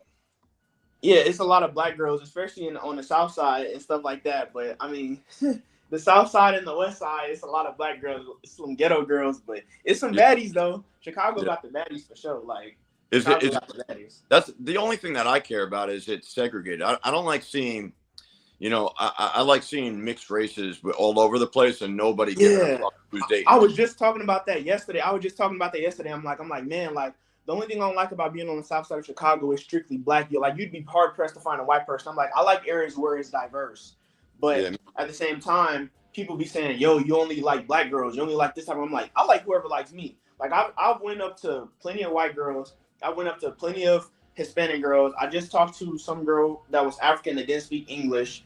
And it's just like I've talked to all type of girls. I've approached Asian girls. I talked to this Filipino girl, but I really haven't had much success outside of like my actual race, unless you want to count African. But I'm not African. I've hit like some mixed girls, I'm sure, but I've never hit a Latina girl. I've never come close. I've never even been on a date with a Latina girl. I've never been on a date with. I've hit one white girl, and it was like my third. It was like my third body, and I met her online. That's normal. That's all. Yeah. So the natural human nature is, if we're talking generally, people are going to be most attracted to their own race. Now, girls step outside of that. Some girls even have a preference outside their race, but you have to realize girls like they have to like think what's my family's gonna think, what's my friend group gonna think. So some girls, like, it's natural for the girls that are most attracted to you are going to be the ones that are from a similar background, in my experience. You're definitely think about that. You're definitely mostly black girls, right? What? I said, what do you think? Because you get mostly black girls, right? No, I said he's spitting for sure, because about the peer pressure and your and your peers and women being highly influenced. I don't think that I disagree with that. They're primarily attracted to their own race. I don't know, because I haven't seen that. I guess from a personal standpoint, I haven't seen that. I think, I think you like who you like. I don't even think attraction's a choice, really, man. It's not a choice. Absolutely. I've always liked, since I'm a kid, bro. Like, I remember when I'm a little kid, I've always liked black women. I've always liked black. I don't know why. I think because I have a bunch of different theories, but I don't know if they're it doesn't matter what my theories are or why this is happening, but it is what it is. And I'm happy about it. But I don't want to I want to put myself, knowing this about me, I want to put myself in the most optimal position to succeed. I don't want to be in a segregated fucking down south. Yeah. Why make my game 10 times harder than it needs to be when I know that in New York City or diverse places that it's easier to bag black girls? It's much easier. You know, they're down. You know, they're definitely down. And I don't know about Chicago, but I know New York. No one bats an eye who you date, bro. It's very hard to be racist in New York City. It's very hard to be racist, bro, because racism is such ignorance. It's because it's based on proximity. If you can't humanize somebody who you think is different from you, of course you're going to hold on to your old ideas and your family's thoughts and your history, because that's why when people sometimes either have an experience in prison or something where they have to bond with somebody who's different from them, they're based on a skin complexion, you know, that their racism instantly just goes away. You know what I mean? It's like when your neighbor's Asian, when your other neighbor's Russian, this person is Jew, and you guys are living in close proximity of each other, I'm telling you, you're not going to carry those same sort of resentments and ill will towards people you humanize and see that, oh wait, this person shits, eats, blah blah blah, just like me. You know what I mean? It's like, yeah, I agree. I feel like when I dated for almost 5 years, like 4 years, and for a while we would go around Manhattan, wherever, no one ever batted an eye, and she was darker than Kevin. She's real dark, and like no one ever said a word to me, no one ever batted an eye. She never felt that uncomfortable. Like, she came to family gatherings, everything. So I don't know, man. I was blown away to see how far behind like Florida was in terms of just segregate. Like, it almost like we regressed tremendously, like when it came to just racism. It felt like we were back in the 70s or some shit. It was weird. I hate it. I know exactly what you mean, and it all depends on where you're at, and that's the point I want to emphasize. Like you say, attraction is not a choice, but there's some girls, they might be into another race, but even though they're into that race of men, they have to think, oh, what are my friends going to think? What's my family going to think? Are my parents going to disown me? Like, I can't be seen with a person. And it goes back to location, like Scotty said. If you're in a place where people are segregated, then the girl's going to have to overcome that weirdness to date someone from outside a race. But if you're in a melting pot, I just like things that have natural features. A lot of black girls have weave, so a lot of white. You ever seen a white girl with weave? Because I haven't. You feel what I'm saying? So like, I like that. I like white girls more. I've never been with a white girl, but I like the way white girls look because they have less fake shit. Like, a lot of black girls, they have like a lot of, and I like black girls, but a lot of them have a lot of weave in their head. I don't like that shit. And then white girls, their bodies are a little bit more. They have less obese bodies, but they have less curves. Like, black girls, you got more fat black girls, but then you got more black girls with fat asses, big titties, and stuff like that. But white girls, they got the baby faces and stuff like that. Some black girls be having kind of strong faces, and some black girls got baby faces. But I just like the girl. Like, I've almost, I would say the first 2-3 years, there was, I'd have to look at my list. I did keep a list, like you said, Kevin, at the beginning, because it was emphasized, especially when I worked with Brad P. He was very, very big on like writing goals down and writing things on paper. So he had me writing goals down, and he's like, yeah, for the first year, especially because he wanted me on his forums, writing lay reports and keeping track of this. But after a while, when I stopped reporting to anybody, and I had no more ties to the industry, it was just fucking retarded to keep reporting it. So and to keep score. But I think at the beginning I was able to fuck white girls and Mexican women and all sorts of different women. But now, bro, like I don't know. I don't even really look at too many white girls, to be honest with you. Not at all, man. Wow. That might. Oh man, I gotta be careful. That might hurt my brand. That might hurt my overall brand. I don't know, bro. I don't give a fuck. I really don't. That's gonna hurt your bottom line. No, it's not. I mean, listen, it is what it is, bro. Like, people gotta just see the realness in it and what you like, you like what you like. First of all, attraction, like you said, it is not a choice. It's not a choice. It's definitely not a choice. and they pick up on it before I even open my mouth. I mean, some of the stuff you can't explain. Like my boy, one guy I worked with, a Chinese guy, he took me to an all Asian club, right? I was invisible, bro. I didn't even, and they viewed me as invisible. They're invisible. There's one black bartender.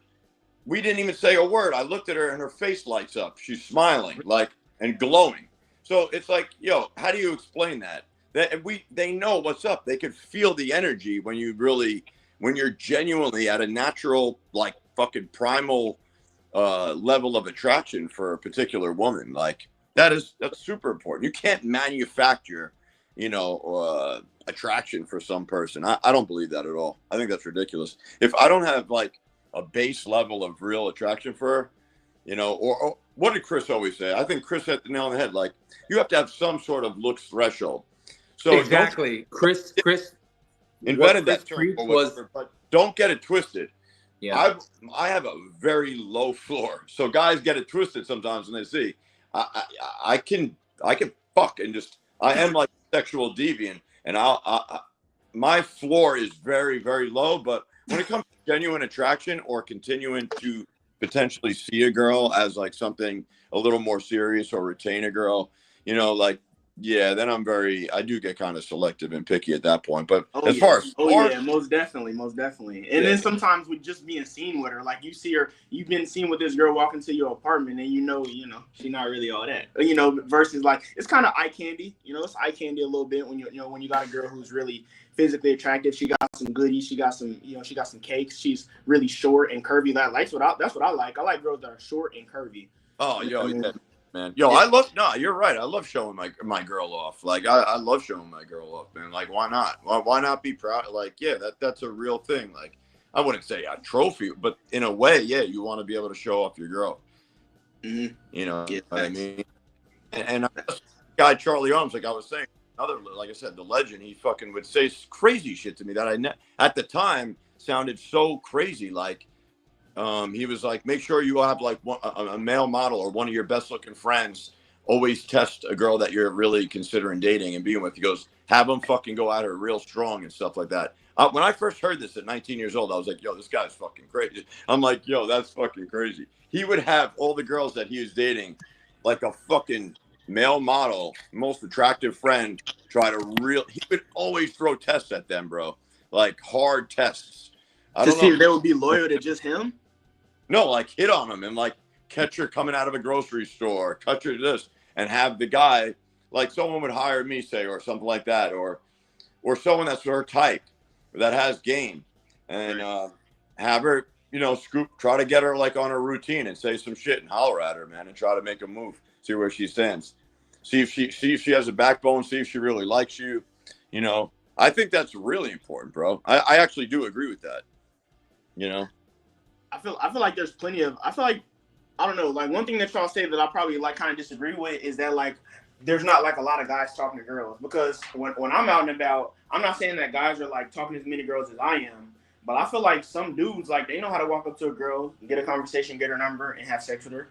Like I feel like there's plenty of guys that know how to do that. Like I feel like there's girls that got options of other dudes. Like you might meet a girl that's in a dry spell and stuff like that and ain't been with no dudes, but I feel like most girls got somebody that they could call up on to have sex. And it doesn't even technically matter if they met him through cold approach or not. It might be some dude that they grew up with. It might be some dude that they had a class with. It might be some dude that she, been her childhood dude that she been liking. Like I feel like girls be having dudes in the background that they could fall back on. No, you're right. You're definitely right, man. For sure. Especially because it's kind of hard to tell nowadays too. Like, with the whole online dating thing. So like, yeah, you're right. Even if it's not in person, they're hollering at somebody on their phones or going back and forth with somebody on their phone. So yeah, you're right. Dudes are talking to girls, but it doesn't dispel what I think about just the overall social dynamic of relationships and the, how like underdeveloped we are overall. I think people now have less game in general, just overall. You think so? I would definitely say that for sure. I don't think people have better game now at all. Just like I know a couple of dudes. I got a couple of homies that are players, and they don't know about none of this shit. I got a couple of homies that's players. They get probably almost. I know one dude in particular that get almost as much amount of girls as me, and he just, I guess y'all would call, I guess they would call that he's a natural. Like he got a dominant. He's a kind of a heavier. He's way more muscular than me, and he just got he know how to project sexual intent, and he a real freaky ass dude. Like he just projects that on the girls that he talked to. Well, what do you mean you didn't have a wing, bro? I thought you said you don't go out with guys. Nah, he's just a dude I grew up with. I don't go out with him. I just know him. I've just known him for a long time. I just know he gets a lot of girls. We've never went out. We've never hollered at any girls together. I've never done that with anybody. Like when I tell people, all of the stuff that I've done with girls have been by myself because I don't know. It's like the group dynamics. It's never really been my cup of tea. Like the group dynamics and me and this guy getting these two girls and stuff like that. It's always just been me by myself, seeing a girl by herself. And it's just like one-on-one. It's like basketball. It's just like I got the moves. I'm in the post. You know, I'm scoring. I got all the 1v1 moves. I'm just like a 1v1 player. I'm a 1v1 guy for the most part. I want to put myself in a box. Day game, night game. What are you primarily doing? Well, mind you, I'm 23, so it's like so basically it was all pretty much during the day. Like I just last year, I was able to start getting in clubs. Because 2 years ago I was just able to start getting in clubs. So it was like most of it was like daytime stuff. And then I had this job to where like it was just I was really nervous. I was really nervous at the club. Like I got overwhelmed in those environments. Like I was in a lot of situations where I just felt overwhelmed. And so I haven't really I'm sure I've bagged maybe like 5. I probably bagged like 5 girls out of the 99 girls that I've been with. I probably got like 5 of them from the club. Like and on top of that, I've never walked in the club and then walked out with a girl, to my knowledge. I might have met a girl in the club, got her number, and then linked up with her later that week and had sex with her. But I've never walked into a club and pulled a girl out of it. I've never done that before. I've walked in. Who's your biggest inspiration as far as like your game journey when you started really doing this? It evolved. Like even to this day, it still kind of evolves. So at first, it was James Marshall with TNL, the Natural Lifestyles. And the thing that I liked about him was just how good his conversation was. But then I just realized that like all this conversation wasn't translating into that much actual sex. And I feel like that's what separated y'all. And that's why I was saying earlier, I was like, y'all made it more, and y'all probably don't, y'all might realize this or you might not, but y'all were kind of the first people that I knew that made it seem like it was actually a man trying to fuck a woman. Like as simple as that sounds, it's like these dudes is like, I'm getting this number, I'm having this pleasant interaction. I'm vibing. I'm making a friend. You know, shake a hand, make a friend. Like all this like friendly stuff. It's almost like you want to be the girl's girlfriend. You know what I mean? That's because they're lying to themselves. They're being disingenuous. Yeah, not enough. You're right about this. Not enough people were talking about just fucking, just straight up fucking. Even the word like, yo, what do you like? Just straight up getting laid. Like I remember I said, one of the biggest things Chris always talks about is that made a huge impact on him. Is like when I went out there and had a sit down with him. We were just talking at like Subway late at night. Where I was just like, yeah, he was just asking me some questions, this and that, and I'm like, bro, keep in mind, I'm here to get fucking laid. And he was like, yeah, like his head almost exploded, bro. Yeah. Like he was so filled with all the picked up garbage that you almost, I wonder if they do this intentionally, bro. Like you almost forget why you're there. Like you're so lost in. They'll fill your mind with what you're doing wrong. Technically, you could go back and forth all day, you know, doing what you're saying wrong, what you're saying right, and just analysis by paralysis, and everything becomes based on your words and what you're saying, and that's such an easy trap for most guys. I'd rather guys just watch me, like, just absorb and watch what I'm doing, and then go out there. If you want to take a line or two from that you heard from me that you like, go for it, but I'd rather you stumble and fumble upon your own stuff that comes to your brain right off rip, because you should, as a natural human being, have some level of creativity flowing through you once you overcome approach anxiety. The reason you're struggling with do's and don'ts and openers, indirect, non-direct, is because you're still littered with approaching. We're not sitting here thinking about lines right now, because we're not filled with anxiety or trying to get a specific result. You know what I mean? So it's like, yeah, that you're so hyper focused on what to say, what not to say. And then as a bad pickup coach, you'll sit there and engage in all that stuff with the client. Do this, say this. Nope, you're saying that wrong. Doing this, and they'll spend hours breaking down verbal. Everything's verbal. So when I said to Chris, I'm like, bro, I'm here to fucking get laid. Mm-hmm. Like physical. Yeah, it was almost like mind blowing. And I hate how pickup coaches, they think that that's advanced. They'll label it as advanced. That's too much for them, Brian. Don't do that. That's too much. It's not too much for guys to start getting used to holding and screening a girl's hand right off rip. There's no. That's not. That's how you're supposed to do it. Yeah. I don't think it's that they don't want to get sex. I think what it is that they just have bad technique. So like I remember one of the things that James Marshall used to teach was, and I feel bad like calling because I fuck with him, but like I gotta call out, like now that I got experience now, like I gotta call out certain stuff when I see it. One of his main principles, so he basically has 5 principles, is awareness. It's awareness. Shoot, I ain't seen this in so long. Okay, it's awareness, emotional impact, pressure and release, decisiveness, and some other stuff. But one of the things that he will say is that if you go, I seen the funniest stuff. Like you, like Brian, if you seen this, you'd just be like, oh my god, this dude. He said, if you walk up to a girl and get an instant date, like an instant date meaning like you meet the girl and then you say, hey, let's go sit for a cup of coffee or something like that or whatever. And he said if you go up to a girl and get an instant date, there's an 80% chance that she'll want to see you again. But if you walk up to a girl and you just walk up to her and get her number and then just go about your day, there's a 20% chance of getting her. And I just thought to myself, that's wrong on so many levels. First of all, that's a huge waste of time.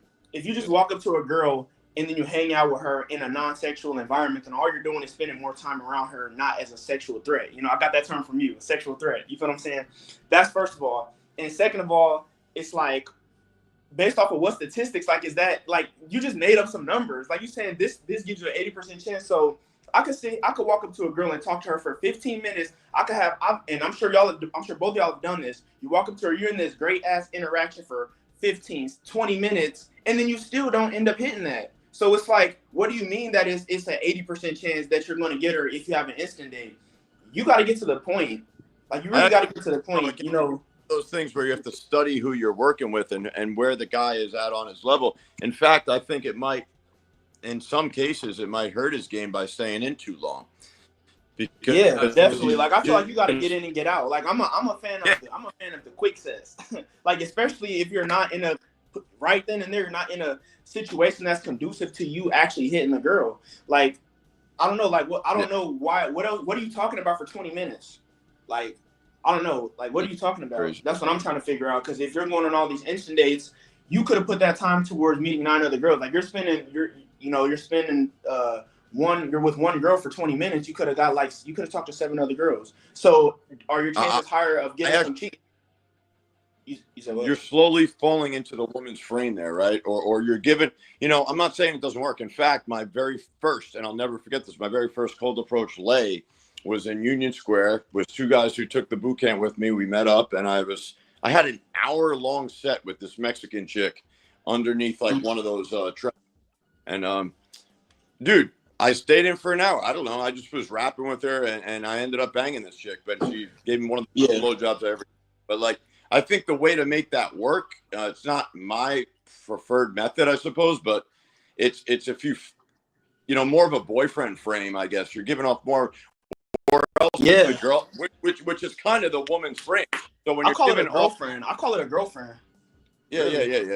Exactly. So that's, if you're willing to play that game with her, I mean, it's not that it can't work, but yeah, you're right. I just think it's not optimal in terms of time. Like I have cut that short and gone about getting more numbers. Yeah, for sure. So you got to get to the point. Like I feel like it's like opportunity cost. Like you got to put yourself in a situation that's going to be better. If you're actually trying to get sex, because I don't know if that's what these guys want, but if that's what they actually want, then why are you sitting across from a girl talking about her career and her life passions? Like, it's some of these dudes, when they walk up to these girls, they be asking some of the stupidest questions. It's because they think women aren't smart. They think if I'm indirect with the girl, she won't understand that I'm sexually interested in her. And it's weird. Yeah, you got to be more direct. Have you heard of Fit X Fearless? Yeah, I know Fit. Have you seen? Are you a fan of him? Like, do you think he's good? No. I'm not a fan of any of these guys. I'm not a fan. I'm not a fan. I agree with Scotty. I'm not a fan of everybody there, of anyone. Do you think there's he's good? People I respect, and there's mentors that I have, and there's people I look up to like Scotty and Chris. But I know of him. I think there's a lot of stuff he does right, but I'm not a fan of him. FitX Fearless. Okay, well, whatever the terminology, I should rephrase that then. Do you think he's good at talking to girls? Like, have y'all seen his videos of him talking to girls? Yeah. No, I don't think he's good. He sucks. And the reason why he sucks is because he's playing the hand that life dealt him the best he can. For whatever reason, God, nature, the world, he was put in the body of a 5'6" man. So you have to be honest. That's already making things harder than it would be for a guy who's above 6 feet. So he's got veneers. He's got his fashion on point. That's what you have to do. You have to play the hand that you're dealt. Do I think he's a little awkward? Yeah. I think he sucks. The reason why he sucks is because he's not flirtatious at all. Like, when he walks up to these girls, he's just like, he's asking them like the most random questions. Hey, so what are you doing in Miami? Oh, okay, yeah, that's cool. Like, it's just like he's just talking about stuff. Like, it's weird. Like, it's crazy to me. Like, Kevin, the one thing I think that we were, like, you remind me of when I first started out, for sure. The one thing that we differ is I can't believe you're doing this all by yourself, man. Props to you. 100 women in the bag, and you haven't even like gone out with a wing. Like, I don't know, like at the beginning, bro, that was so much fun. Like the camaraderie. I think without that initial like bond and brotherhood of camaraderie and guys pushing me and, you know, motivating each other, reporting the lay reports was mad fun. You know, all of it was it was like a plug-in, man. It was dope. And I don't know how you do it solo dolo. Like it took me a while to just get to the point where I was rocking every day by myself for the most part. You know what I mean? That's because when I moved to Chicago, I came by myself. So like nobody came with me, and all of my homies and stuff, some of my homies actually be like kind of resonating with what Fresh and Fit be talking about, which be like making me cringe because I'm like, bro, this dude is so toxic. Like, and then I would put FitX Fearless in that category too, because he says so much stuff that is contradictory. So like if you go on his Instagram, you'll see one page where he'll say, don't see your girlfriend more than 2 times a week because you got to give her space to miss you. And, you know, she's going to get bored of you if you see her every day. But then literally like a couple posts later, he'll be like, oh, I can't be with my girl one day without having sex with her. I have sex every single day. I'm like, bro, so which one is it? You feel what I'm saying? Like you just say stuff just for shock value. And if anybody was to comment under his picture and try to challenge him on his beliefs, like in a respectful way, you know, like, hey man, you're contradicting yourself because on this other video you said this or that. He'll just like your message, or he'll like give you a fire emoji, and then he'll send you something in the DM trying to get you to buy a course. So it's like, bro, that's how I know.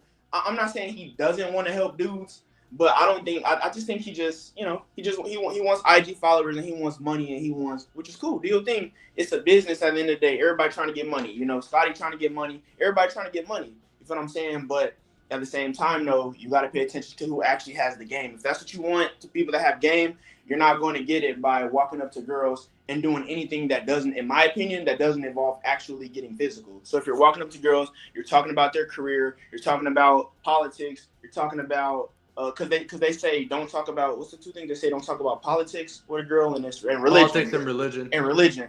Yeah. What I would add in there is careers. Don't talk about careers, because it's like if you with a girl and you talking about careers, you know, have any of y'all been in an interaction with a girl and you text her and she asks you, where do you see yourself in 5 years from now? I'm thinking about, where do you see yourself tonight, 5 hours from now? Like, you talking about where I see myself 5 years from now. It's like these people that want to be this spiritual, they think they have this deep understanding and stuff, but really it's cringy, and you come across as arrogant. You come across as you think you know it all, and you think that you got like this higher answer in life. But it's like, bro, bring yourself back down to earth a little bit. You feel what I'm saying? And it's just like, we vibing, and I'm trying to see if there's something there physically. Everything for me personally, I don't know about y'all, but it stems from physical first, right? So when I'm linking up with a girl, I'm measuring the physical attraction, and then I'm thinking, do we get along? Do we have other levels of compatibility? But for me, physical is like the foundation of everything, and I got that from y'all. You feel what I'm saying? But I feel like I kind of do my own thing in a way. But for me, physical is the foundation. So if I'm with a girl, I don't care if she has the best mind. I don't care if she's the smartest chick or if she's the coolest. If it's not there on a physical level, she's still talking about, I don't do this on a first date. And I'm like, well, I don't go on second dates for girls that don't do this on the first date. How about that? You know what I'm saying? So it's like, Yo, that's me. Those guys are like, they come off as like they're reading out of a textbook. That's the problem. So they Yes, that's true. box themselves into a corner now, and they don't know how to wiggle their way out of it, but because they're not speaking from like actual experience. Like, yes, and they keep talking about money. They keep talking about money too much. They ask Fearless, how much money does a man need to make in order to live comfortably? They're like, a man is not living comfortable unless he's making at least 10 million a year. I'm like, dude, are you serious? Like, are you trolling right now? You saying that a dude needs to make 10 million a year in order to live comfortably? Myron is talking about you shouldn't even be thinking about a woman if you're not making at least 100K. I'm like, bro, so what about? Bro, no one wants to hear that there's more nuance to it. No one wants to hear that there's a lot more nuance into life. There's a big gray area. Like, they want the shock value, like, yes, no, brokies don't get laid, or like big statements, like big ridiculous claims, like a black and white like answer. hot takes, hot takes. They're too hyperbolic. They're too extreme. Like, I mean, I've never had I've never had more than I've never had more than 10 racks in my account at once. You feel what I'm saying? I've never seen 10 racks before. So it's like, I've gotten a lot of girls, and I feel like I have a car, I have a crib, so I have the basics. Most girls, they're just like, hey, my apartment's not that big. My apartment's about 500 square feet. It's comfortable. It's a vibe, and people can have sex here if they want to. Or I can have sex with girls here if they want to. Deny the fact that money, is a huge factor in terms of like just your overall well-being, like how you feel, like how you feel, and like just your comfort level with it. No one wants to keep looking at their bank account. Like, that fucking shit is, you know what I mean? Like, that's true. In the back of your mind, you can't enjoy life. Like, always just enjoy life. You know what I mean? Like, it's all connected. So like, yeah, if you're worried about your bank account all the time, you're not going to be as cool of a dude, man. You're not going to be as attractive. You're going to be worrying and stressed out. So like, exactly. I more of a standpoint of the freedom to be like, yeah, you know what? I'll buy you a train ticket to come visit me this weekend. I'm talking to this one girl from Jacksonville. I'm trying to bring her to Hollywood, but like, yeah, it just gives you the flexibility and freedom to just kind of relax a little bit, bro. That's it. I don't think it helps you. I don't think it helps your technical game having money. No, obviously not. No, they make it seem. I feel like they make it seem like it does. Like, no, not technical. I think the one part I might say that like you have a problem if you have a lot on your plate and you're missing bills and you're behind on this and you're stressing about numbers and money, like you need to be dialed in with going out and pick up and being sharp and being at your best and presenting the best version of yourself, being highly sexual. Like, some people just can't turn that switch on and off. It gets hard because we are holistic beings. We're not just game. We're not just this. We're not just that. Like, every part of your life is going to bleed into, what you're focused on. Look at these basketball players, pro fucking basketball players. They have personal shit going on in their lives. And why do they come out and have shit fucking games? Because they have a lot of shit going on, man. It's like, shit bleeds out into what you're focused in on doing, man. So that way it could have an impact. Does it improve your technical game? I don't know. I don't think so. Yeah. I don't. But it could on your heart. You gotta. I feel like less is more. Like, sometimes with content, consuming all this content, sometimes less is more. Like, I feel like less is absolutely more. And Chris used to preach this back in the day. You read 500 books. Well, a bunch of stuff, but nothing will take the place of lived experience. That's why Scotty is the best in the business. Is because all these guys, all these fake dating coaches, all these PUA scammers, they're fakes because all they do is talk. They read off a script, but they haven't gone out and lived the life. And that's what I be thinking. I'm like, hold on. I'm like, you got 1,000 videos. I'm like, when are you actually talking to girls? You're online all day. So when are you actually talking to girls? How many girls did you meet this week? Like, that's what I be thinking when I be seeing some of these dudes talk about girls. I'm just like, how many girls did you meet this week? How many girls did you bag this month? Like, people, I hate I'd almost die for the cause of, like, if you want to call it pickup, meeting women. Like, honestly, bro, I think it's such a net positive and it's good for overall well-being and men's mental health. And the betterment of human beings. I don't think it's this, you know, depending on how you look through the lens, is it this fucking, you know, toxic bad thing for people? Like if someone said, Brian, tomorrow from here on out, I'm going to move you to Soho and you're going to game every single day until you die. I'm down. That's how much love I have for the game. I'm 100% down. I'll sign up for that tomorrow. That's why I don't want to leave Chicago. Yeah, I had to go. My job moved me to Memphis, and my results plummeted. Like, I had to go to Memphis for 5 months. I don't know if any of y'all ever been to Memphis. Memphis is a cool city, but it's not like how everybody's not out and about like how it is in like New York and stuff like that. It's like the girls are in very particular environments, like this exact club on Beale Street downtown. But as far as just seeing a bunch of baddies just in your everyday life, that's what, in my opinion, makes a place like New York. I've never been in New York, but I'm just trying to put myself, like, I'm comparing it to Chicago. When you just see so many baddies just in your day-to-day, like, it makes your day-to-day experience different because, like, I know I could walk out the house tomorrow and I don't even have to go to a club. I don't have to do nothing like that. I can just go about my daily life and I might fuck a girl tomorrow, a new girl tomorrow. I might 100 tomorrow. I might come back with 5 different numbers. I might meet like 10 girls. Like, it's just, it makes your day-to-day experience different when you're living in a good city. And that's a good thing, like your city definitely matters. I love the analogy. It's like going to the beach and looking for sand, bro. Like, you don't have to strategize. Listen, I'm learning the hard way right now because I basically took New York City for granted my whole life. Like, I didn't know anything outside of that. So once I'm left, I'm like yo, this shit crazy bad, bro. Like, your parents had a loft out there, right? You really gotta sit there and fucking like strategize hard. I guess people don't realize how much of like a sexual deviant I was and how conducive, that environment, if you want to live that lifestyle, like a fucking full blown player and live it every day and have mad girls, mad options, like environment is going to dictate a huge portion of it, man. Or else you got to be really clicked in, or I don't know, man. That's why I'm glad I hopped on the live. Because I'm like, out of the people that I know, I get the most girls by far. So like, I'm just like, man, I need some competition. So I'm like, let me just go ahead and I'm like, let me get in the group chat or whatever and see what some of these other dudes are doing. And maybe there's somebody that's like killing it more than I am, and I need to get my pen and pad out. Like, I'm trying to like take my shit to the next level too. Because man, like I just said, even though I've been with a lot of girls, I'm not this shit either, bro. I'm adjusting at times, and I'm doing this as I get older. I got to roll with the punches, man. I'm not untouchable. I think there's no ceiling to this, man. I think there's always, because that's the beauty of game. And that's why I never felt like this big feeling of like, oh, an epiphany and I arrived and wow, I hit some big mark.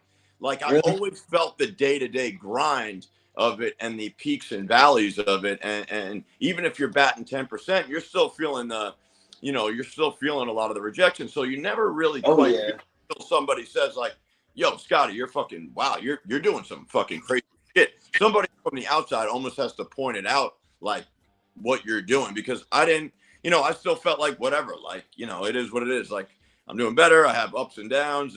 You're not just, people see YouTube videos and a highlight reel and they think that's what it looks like when I'm going out in the field. Deal with them. What it looks like. You're doing some warm ups. You're getting blown out. You're doing that. Like, there's a lot of ebb and flow and peaks and valleys and ups and downs, man, that people don't understand. That's what it is. And they say New York females are aggressive, so Chicago females are aggressive too. So like, definitely, it's a lot of rejection. Like, if you have sex with 50 girls, that's not gonna, like, that sounds like that is a lot of girls, but at the same time, it's like, you got flaked on a bunch of times, you got rejected a bunch of times, you went on some dates that didn't go nowhere, you got some girls in the house that wasn't on shit, you got some girls that I've been in situations where I pull up to the crib and the girl just wants to stay in the car. She didn't even want to come up. You know what I'm saying? So like, I've been in situations like that plenty of times.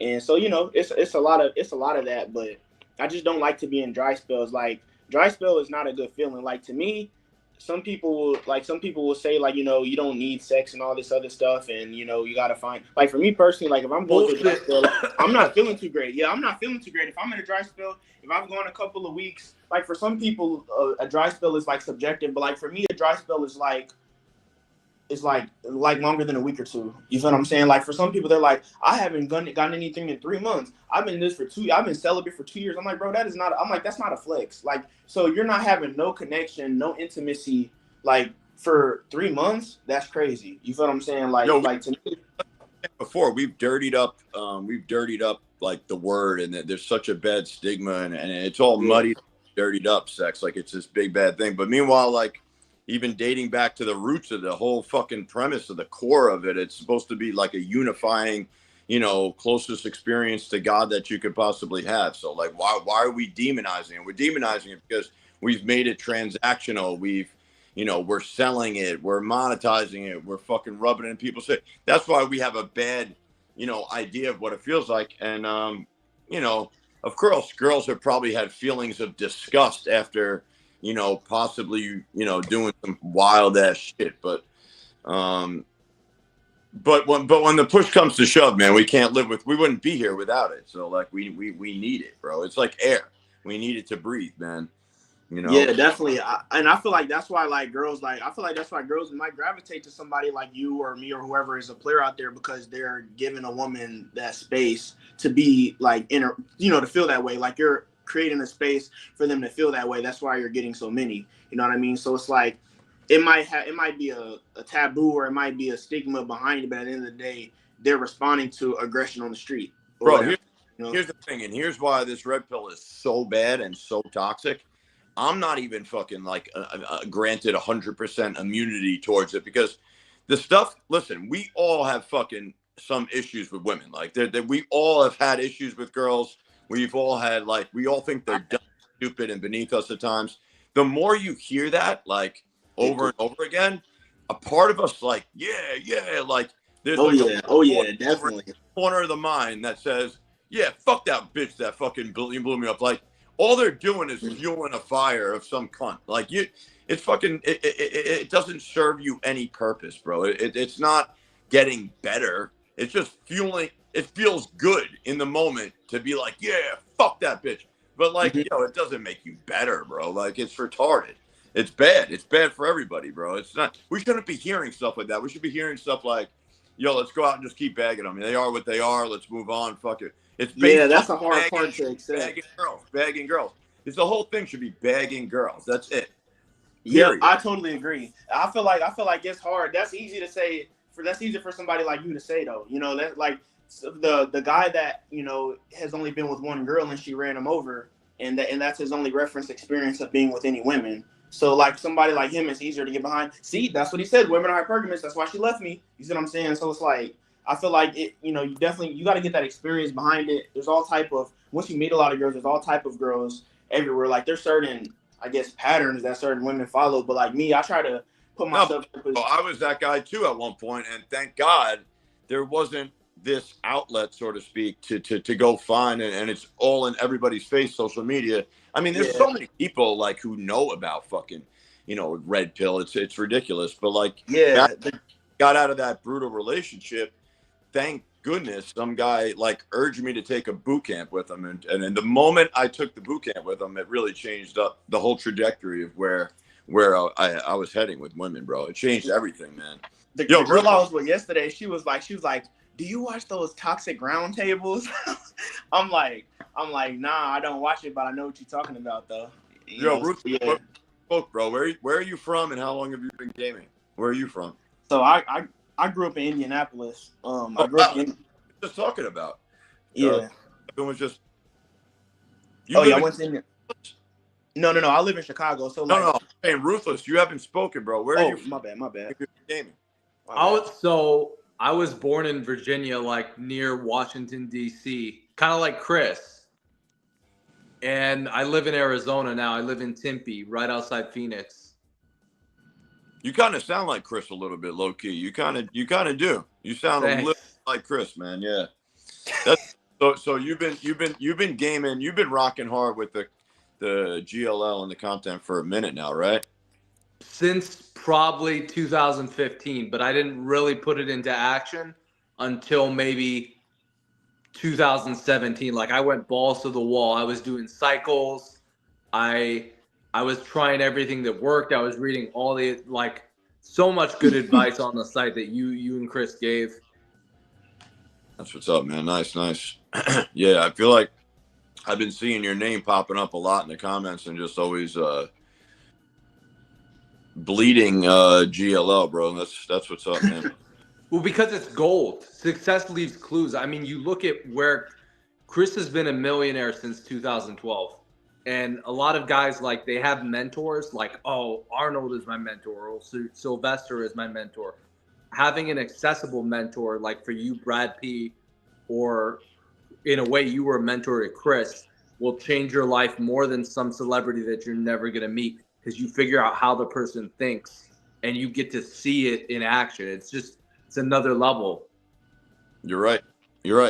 That's why, like, growing up, I had to have access to even go to a boot camp and be like, yo, wait a minute. Like, you're telling me I'm going to be seeing guys like just bag strangers and picking up girls off the street? Like, that was a mind-blowing concept to me at the time, because none of my boys in high school were bagging strangers and girls off the street. Like, to me, I just was blown away by that concept. You know what I mean? And to have the opportunity to do it, I didn't even like give a shit that much at how good the guys were. As long as they could do it, that was almost good enough for me to get the momentum to going. Like, I didn't even, seeing it from a beginner's lens and seeing just guys get numbers and talking to strangers, getting hot chicks, makeouts. That was enough for me to be a believer, bro. Honestly, at that point. But yeah. It's like the 4-minute mile in when the first guy broke the 4-minute mile for a run. Like, everyone said it was impossible. No one said it could be done. Then he broke it. Then 100 other people broke it within 10 years. So it's the same thing. Is your mind has to see, like, okay, other guys are doing this. This is possible. This is a possibility. And you break the self-limiting belief, and you're like, okay, if he can do this, maybe I can do this too. Yeah, exactly. That's basically the whole feel behind it, for sure. Yeah, that seeing it and then implementing it, because there's two things that happen really during a boot camp or a one-on-one or any of these things. It's either only two things can really should be happening. You shouldn't be sitting down in doing way too much theory. The guy's brain is already. You should be having lunch breaks and stuff like that. That's about it, and a little bit of talking. But like, for the most part, he's either watching what you do, how you move, and how you operate, and how you get numbers, and how you fuck girls. Period. That, or he's grabbing onto doing that and doing it too. Just fucking doing it too. Seeing what you're doing, and then implementing it. There's two things that could be happening. That's it. Those are the only two things that should be happening. So. What was that? Did you hear that? What? Oh, no, that was you? Oh, that sounded like some other voice. What the fuck? So this guy right here, I started consuming a lot of red pill content, made me have rage towards women, and I'm very insecure about my look, money. Like, I'm in college and working to make it and can still get women. Yes. Yes, you can still get women, bro. Look at Kevin here, man. He's a young kid. He's doing everything, man. He's crushing it. Kevin should have his own fucking channel, bro. Like, this guy is a living legend, man. I feel like the things that you need to do to get girls. 100 bodies on YouTube. 100 bodies 23 is really good, especially in today's day and age. Though I Absolutely. think let me ask you a question. How many of those girls have come via like online? Online, that's a good question. Less than 10. Wow. Less than 10. Probably like you're 4, a legend. Because I think online like could really inflate some numbers nowadays, bro. Like, no joke. Back when, I would say, honestly, I'm up over 350, somewhere in that range, I would say. But like, to do it in the time period that I did it was wild, because I would say like less than 5% of those were fucking like, were plenty of fish, bro. Like, plenty of fish. And that was it. MySpace and plenty of fish, bro. Like, guys are racking up big ass numbers off fucking Tinder and all this shit, bro. Big. That's crazy. To me, it's too much. it's too much stuff in between, like meeting, like seeing the girl you want, and actually getting with her. Like, so for what I mean by that is, you gotta look at the picture, you gotta swipe on the picture, you gotta match with the girl, you gotta text the girl, you gotta get the girl's number, you gotta agree to hang out with. Like, I feel like if I walk up to somebody, it's already like I'm already like 60% past that. Like, you know what I mean? Like when I walk up to somebody, I'm already closer to smashing them than the guy that she met on Tinder. Now, obviously, like you can't, for the guy that I matched with a girl on Tinder and I never see her in person, I could see how that could be beneficial. Or like if I'm just fucking taking a shit or laying in bed or whatever, you can get matches and stuff like that. But I don't know, man. That's never been my thing. Kind of like y'all. Like I'm not really on social media like that in general. Like I don't really have an Instagram. I'm not active on Snapchat. I don't have any social medias. So when I was 16, I was always trying to develop myself from like 16. So I had a detox where I was just off of social media, and ever since then, I just never hopped back on. Like I still like was doing the stuff that y'all was talking about, but it was mainly just approaching girls in real life. So I never really had like not consistently. Like I know Alex is like a killer online, but like for me personally, bro, 17 or 18. When did you get laid? When did you lose your virginity? 18. It was 2 months before I turned 19. Oh, okay. So yeah, 19. I mean, that's a decent number, man. Yeah. I mean, yeah, no, go ahead, man. So you're saying like Alex is good. Yeah. Like I'm glad that you're living the life, man. This guy, he says that if he's saying that he consumed a lot of red pill content and he has a lot of rage, I feel like I've had points in my life where I had like bitterness or it's hard to I feel like it's hard to get girls when you got that in the back of your mind or in the back. It is because they pick up on that energy. They can feel that energy that you carry around you, and you think like you can hide it, but you can't. Yeah. No, I feel right. I feel like getting a lot of girls. My bad. Hey, yo, the alpha, bro. Here it says how. Here we go. Okay, here we go. How do I fix my problem? And you're crying with an emoji.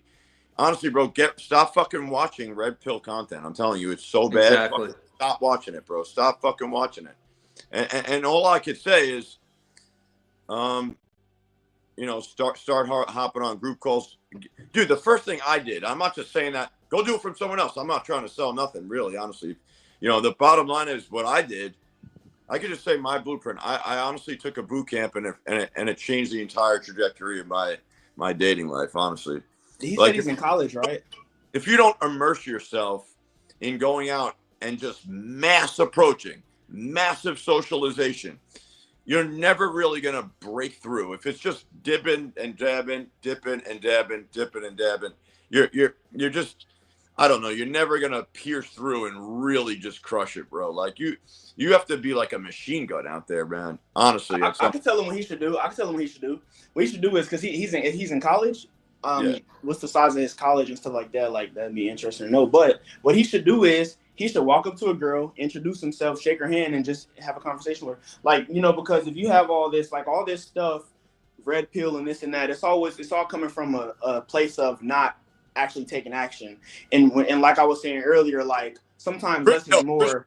I got to give Chris props for that, man. Shout out to him he was real big on taking action. Like a lot of his site was like, take action. You know what I mean? Yeah, he should just walk up to a couple of girls, shake their hand, tell them that he thinks they're attractive, and then ask them to hang out. That's really what he should do.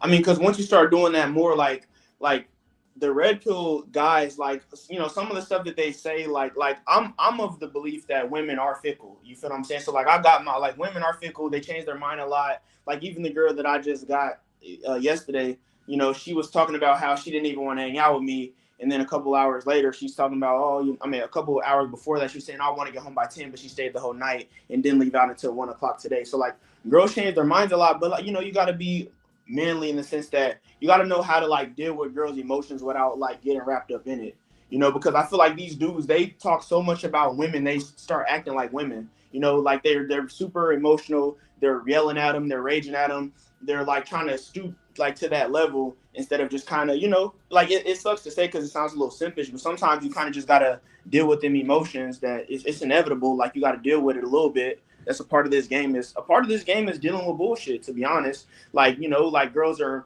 are with their friends and they, if you have a car, then that most likely means you've had a girl in your car that asked you to stop somewhere. Oh, can you stop at this gas station? I need to grab this. Can you stop at this store? I want to grab some liquor. So I feel like part of the game is like knowing how to deal with bullshit in like a great way. It seems to me like, if I was a fly on the wall watching Myron and his fucking girlfriend, bro, like he would just be sitting there fuming and fuming and fuming and fuming. Like, bro, you got to have some sort of like love and compassion for the like you can't you have to be they're overgrown children. You know what I mean? Like they just treat them as such. Really? What are you gonna do? Like if you're always getting brought down to that level and fucking fuming over all the shit they say, you're gonna start sucking dick. I mean, just probably like. Yeah, and you got to have like more of a dominant personality. Like this guy that asked that question, the alpha. Like, I hope his name is the alpha, but it's like, you got to have like you got to have a dominant personality in the sense that you got to kind of like it's kind of gray. It's kind of gray area because you don't want to do anything that's non-consensual, but you got to sometimes just be able to take a girl by the hand and just let her know what's finna go down. You got to take her, like, we're finna do this, we're finna do that. She might be a little resistant. She might be, I don't know, I don't know, I'm coming. No, it's cool. Just come on. And she'll be hesitant, but she'll follow the lead. So you got to be the alpha in real life. And that's what you got to do when you're in school. If you're on college campus and stuff like that, now it's tricky because you might get a reputation and stuff like that. But at the end of the day, like, that's what you got to do to get girls. Like, and that's the part that people are not really going to say. Like, it's a seduction aspect of it. It's a way, it's a look in your eyes, it's an energy, it's a player vibe that you're giving, it's a real masculine and real sexual intent that you're engaging her, and she can feel it, and it's putting her in her feminine, like maybe on a conscious level, but mostly on a subconscious level, where she's just feeling like you're the man and she has to trust you, and if she trusts you, she's gonna like the result at the end of the night. You feel what I'm saying? This is the best sell right here, bro. This guy Kevin got laid tonight and yesterday, and look how good he sounds. Look how this. Look at his state right now. You could actually see this shit in real time. His state of mind and how happy he is, and how much he wants to share and talk, and you could see the difference in real time. This is all the proof you need that bro. When I got off a dry spell, like my parents were so fucking happy. They were kissing the ground up. Your parents is crazy. I can never tell my parents. My dad literally bought the hotel for me to bring the Cuban girl too, bro. He was so thankful because, I was a different guy. I'm a nicer, friendlier, happier, smile more guy when you're getting consistent fucking pussy. Straight up. Exactly. It's almost like when you go in a drought, it's like you're not connected to the universe. It's almost like you become like this. No, and that shit is that's pushed by the churches and the media. And, I'm proud of you, and sexual discipline and self-restraint. Fuck you. You know what I mean? Like I don't know. I think it's propaganda. It's propaganda, bro. Sex is a very good thing. It's changed my life, man. It's good for everybody. It's healthy. And I think scientifically it's backed it up where it's good for everything, man. It's just it's good for women too. It's good for women too. Yeah. There's no backs for it. There's no consequences except I guess if you got to be careful of fucking STDs, but even that now is like almost a pill for everything to cure. So it's not even that big. It is a subtle concern, but not nearly as big as it used to be. I feel bad that the alpha is none of us is getting out of this alive. So, I mean, you got to take some risks in life. Yeah, exactly. I feel bad that the alpha is saying that he consumed a lot of red pill content. Like, I already feel bad for him on that. Because like I said earlier, like, it's just hard to go talk to girls when you just got so much, like, baggage. Like, you got a lot of emotional baggage if you consumed a lot of, like, red pill content or black pill content, or sometimes even pickup content, because you're confused. You're too confused about anytime that you didn't get the girl, it's always something that you did wrong. It's never this girl just flaked on you. It's never like this girl was wishy-washy. This girl was weird. This girl was toxic. She flaked on you. She wasn't a good match anyway. It's always comes back to it's something I'm doing wrong. Oh, I didn't get this exactly. girl. And you have to get out of that trap of thinking. One thing Chris always preached was sexual availability. A girl might be on her period. She might Right. She might have a boyfriend. She might have just been through a breakup. Maybe she's not dating. So the problem is if a girl rejects you and you think it's something you did, it's not always something you did. Sometimes the girl is just not. She's not available. It is what it is. Right. Yeah. Yo, Yeah. For sure. I honestly feel bad for this guy too. Like, I don't know where the fuck I would be, man, if I just ran into red pill content as a 22-year-old insecure guy. Like I said, at that age with not a lot of experience, our minds are like, they're just like a sponge, bro. And they're looking for gurus. You know, they're looking for a leader. They're looking, you know, and these guys. I'm telling you, like, if you're listening to Myron for the first time, you may be like, yo, this guy's fucking spitting, blah, blah, blah. This guy makes so much sense. And that's not what a guy that gets a lot of girls looks like. Right. But I'm telling you, anybody that gets a lot of girls knows that. Yeah. If he really knew all the answers about women, they'd all be gravitating around him in that room. You feel what I'm saying? They'd be laughing at his jokes. They'd be feeling him. They'd be wanting to step aside and have a word with him 1v1. You know what I mean? Like, do you know the vibe that Myron gives off? He gives off the vibe of a guy who's bitter. And for a guy who's had as much money and success as the reason he feels that way, to be honest, the cold hard truth is the reason he feels that way is because he's not woman's cup of tea. So he feels like he should be getting the attraction of a natural. But it is what it is. Life isn't fair. Yeah, so that's why he's so bitter. Based on his ideology, which is false. You know what I mean? His mindset is cooked. 100% false. It's the fact that they overlook any character traits or charisma that plays a huge, you know, triggering girls' emotions. It's all based on superficial stuff like or materialistic things like yard marks. Okay, your bank account, how tall you are, this, that, and then you're right. He's entitled. He thinks that's going to do enough to get the girls. But I don't even think he wants. I don't even think he likes them. You know, honestly, at all. He doesn't like. I don't think he likes women. I think that what the alpha should do is he should make sure that every day he comes home, he has at least one girl's phone number. Every time he comes home, he should come home with somebody's phone number. Because then he's getting himself in the space of actually interacting with women. And like, yeah, some of the stuff that Myron says, it might come to be true. You might have some girls that are, I really don't know what Myron talks about because I've never really actually watched his videos. I've just seen like kind of clips and stuff like that. But like, what you should do is, man, you should just interact with women, bro. And then you got to like look at yourself as a man who's a leader. So you got to lead the situation. I'm not saying she's always going to follow, but you got to lead. So you walk up to a girl and and it's simple. You just walk up to her and you get her number. However you go about doing it, you might be more funny. I don't know what your personality, but like you might be a funny guy. So crack a joke, get her number, and that's that. And just keep doing that. And then you understand what it's like to interact with women and have them being in a situation of actually fucking with you as opposed to. I would say he has to look good too. That was something a lot of these PUAs and dating coaches, they never talked about looks. And that was a big thing Chris talked about and Scotty. You have to look above average if you want to have any real success with women. Mm-hmm. I mean, so we don't know how tall is he? What's his body fat like? What's his fashion like?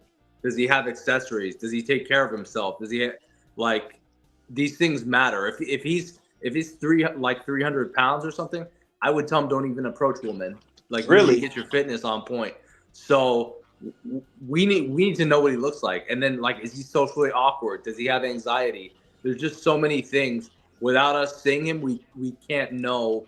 We can give general advice. Hey Scotty, you know your screen is blacking out. Yo, you there? All right, yeah. I basically try to invite more guests. I want this guy to come hop on for a minute, but I don't know if he will. I wouldn't tell. I just sent the link into my Instagram. Me personally, I just tell. Yo, we got it up to 12 heads right now, man. That was pretty good.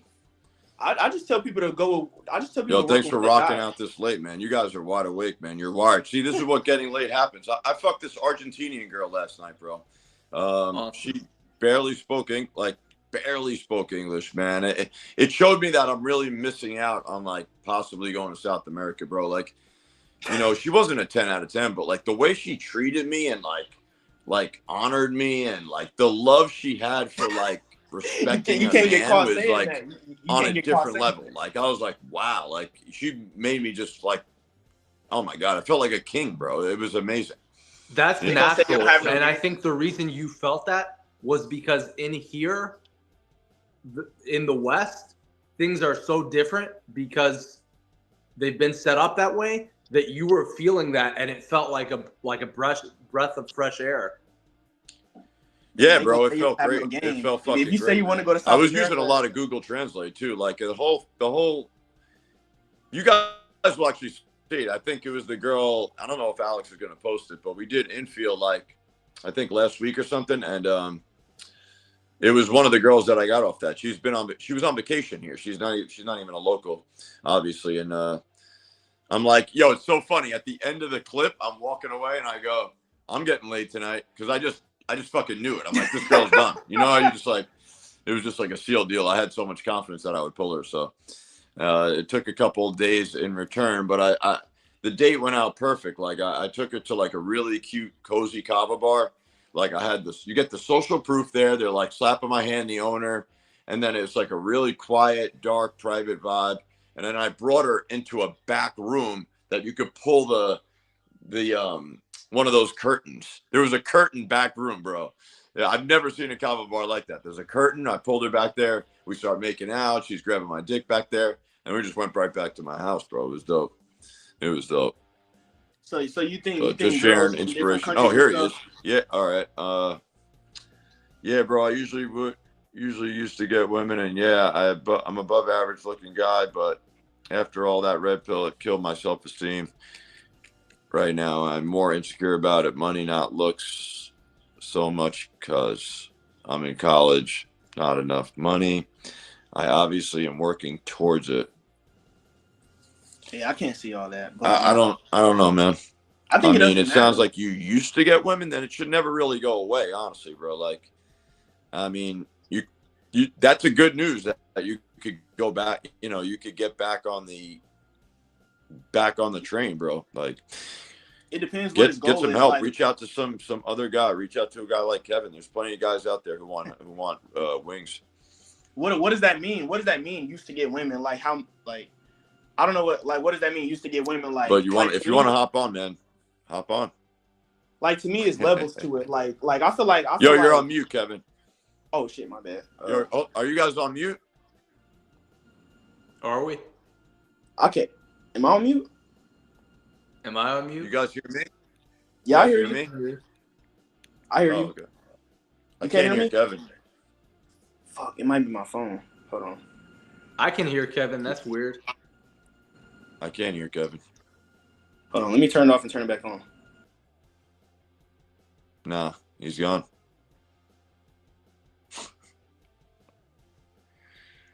All right, man. We ran this for about 2 hours and a half, bro. I guess. Oh wait, here he goes. I mean, in social circle, like college and stuff, but never did cold approach. Well, I was wrong then. Yeah, that's the. Here we go. The alpha, you need to stop stressing about money. Girls don't expect, if you're in college, girls do not expect you to have money at all. Can y'all hear me now? Yeah, we got you. We got you. Go ahead, spit, Ruthless. Ruthless, what's your real name, bro? What do you go by? You don't have to say, but what is it? AJ or Adam. Okay. Yeah, do you prefer if I call you Scotty? Yeah. Why not? Yeah, Scotty's good. I mean, it's Your not hood like name. Brian bothers me. I'd rather be known as Scotty, I guess. Yeah, so the alpha, I'm going to be honest, you need to stop consuming loser content. All this like content that you're consuming, it's just a way for you to avoid taking action in the real world. You need to stop looking at the screens, unplug, and just live in reality. If you're not going to the gym, you need to start doing that. The problem is you're trying to control the world, and control is an illusion. You can't control. Your brain is looking for this magic formula where no girl's going to reject you and everything's going to just work out. And it's just not how life works. So this content, the way it works is it's designed to get you angry and keep you angry and you end up in an echo chamber where you're just looking for more content to validate the way you feel, and the algorithm is going to keep showing you that stuff, and you're just going to get stuck in a place where mentally you are almost like brainwashed. Yo, and he's dehumanizing the situation because, like, bro, women are people too, you know, like, you know. So if you interacting with a woman and you're just trying to look at her through this frame of like she's this gold digging object that the red pillars told me about, it's just like, bro, she's a human, she got flaws, bro, just like you got flaws, you got insecurities, and you're being honest and you're being transparent about it. You know, women are people too, bro. So it's like when you're talking to a woman, bro, look at her like a person, you know. A person with needs, she got sexual needs, she got sexual desires, bro. Like she's not that evil, bro. She's not that bad, bro. Like women aren't any worse than men. You feel me? They try to make it seem like every man is just this upstanding, money getting, hardworking, and all these women are just these leeches, these gold diggers, these whores, this and that. I'm like, bro, like dudes fuck up too. Like none of us are perfect. None of us on this call are perfect. You're not perfect. These women ain't perfect. So you can't really like get too mad at them for being human, bro, and being women at that, bro. It's like, you know, so you gotta like stop dehumanizing the situation and looking for the answer, the woman answer, the money answer. There's not no one answer. There's a bunch of different ways you go about doing it. But what I would recommend to you is find one positive person or one positive whatever video, one positive strategy, because you have to have like a little bit of a direction too. So if you say I want to get women, okay, well, you got to go actually approach a woman. Like, you can't get a woman from watching a video. Watching a video is not going to get a girl in your bed. So you got to actually go talk to a girl. And then when you talk to her, you got to have some direction and interaction. And the direction has to be physical and sexual. Now, I don't know when's the last time you actually got sex with a girl, but what you need to do is talk to girls that are nearby you and try to take them home and have sex with them. It's that simple. You know what I'm saying? And everything else, bro, is just mental. It's mental masturbation. Like, you know, it's too much. It's just too much. It's confusing. It's too much. Hey, man, I'd be curious how he stumbled upon this, or like how he stumbled upon this podcast at 5 a.m. So like he's in the right space. If anything, man, like just keep coming around, because what other guys are platforming their people, right? You come up in here and we could fucking walk you through it, or you could throw on a recording of your infield record. Yeah, that'd be fun. I used to do that. I actually used to do that back in my earlier days. If you're going to be anywhere in these spaces, like just hang around these spaces, man. We're not going to point you in the wrong direction. Mm-hmm. Yo, I'll platform any of these people. Come on up. Like I'll help you out and do whatever I could do. I think when I first started learning, I don't think there was red pill. If it was, I didn't know about it. Like, I don't think there was like red pill, and like if there was podcasts, but it was like super in its infancy. Like podcasts were like very few far in between. So like the person that I learned from, he never came from a place of hating girls. Like ever since I first started talking to shorties back, even when I wasn't bagging them, I was never coming from like a place of hate. I was coming from, I liked them too much. Like I liked women a little bit too much. I was kind of a little bit soft when I first started. So I never came from a place, so I never had to like, I guess, detox myself like this dude has to do. But it's really not that hard, man. Like I said, you just stop dehumanizing the situation, stop overcomplicating it. Like some of this stuff, it's really not that hard to, if you're just trying to get girls, it's not that hard to get a girl. Like I just said, bro, you just walk up to her, you talk to her, you flirt with her with your words and with your actions. So you touch her on the back, shake her hand, give her a hug in the street, give her a hug at the Chipotle, at the whatever environment that you're in. Before you get her number, it was nice meeting you. I do this. I put my hand out, and once they take my hand, I pull them in for a hug. So I'm handshaking is transitioning into a hug. So right then and there, she's feeling more comfortable with me on a physical level, and she's remembering that once she takes my number. You see what I'm saying? So it's already physical dialogue. He just left a comment. This explains a lot. So, yo, 1 second, real quick. Let me get your guys' expert opinion. I know you guys are text geniuses. What sounds better? Good morning, sexy. Good morning, love. Good morning, sweetie. Good morning. What's a good what do you guys like to roll with there? I don't text good morning. I don't text good morning to anybody. Anytime I text a girl, I'm just asking them what they're up to and if they want to hang out. Have you ever had a legitimate girlfriend? I've had one girlfriend, earlier this year. So you never hollered at her in the morning, nothing? Like in the bed? Well, she lived with me. So. No. Like if you guys say she went off to work or something, like you next morning want to talk to your girl, like to start a conversation. I don't think it matters. Oh, I get what you're saying. I don't think it matters. It doesn't matter really. I don't think there's a best. Yeah, yeah. I wouldn't consider myself a text game. I don't, text game. I mean, answer for sure. It doesn't matter that much. It doesn't.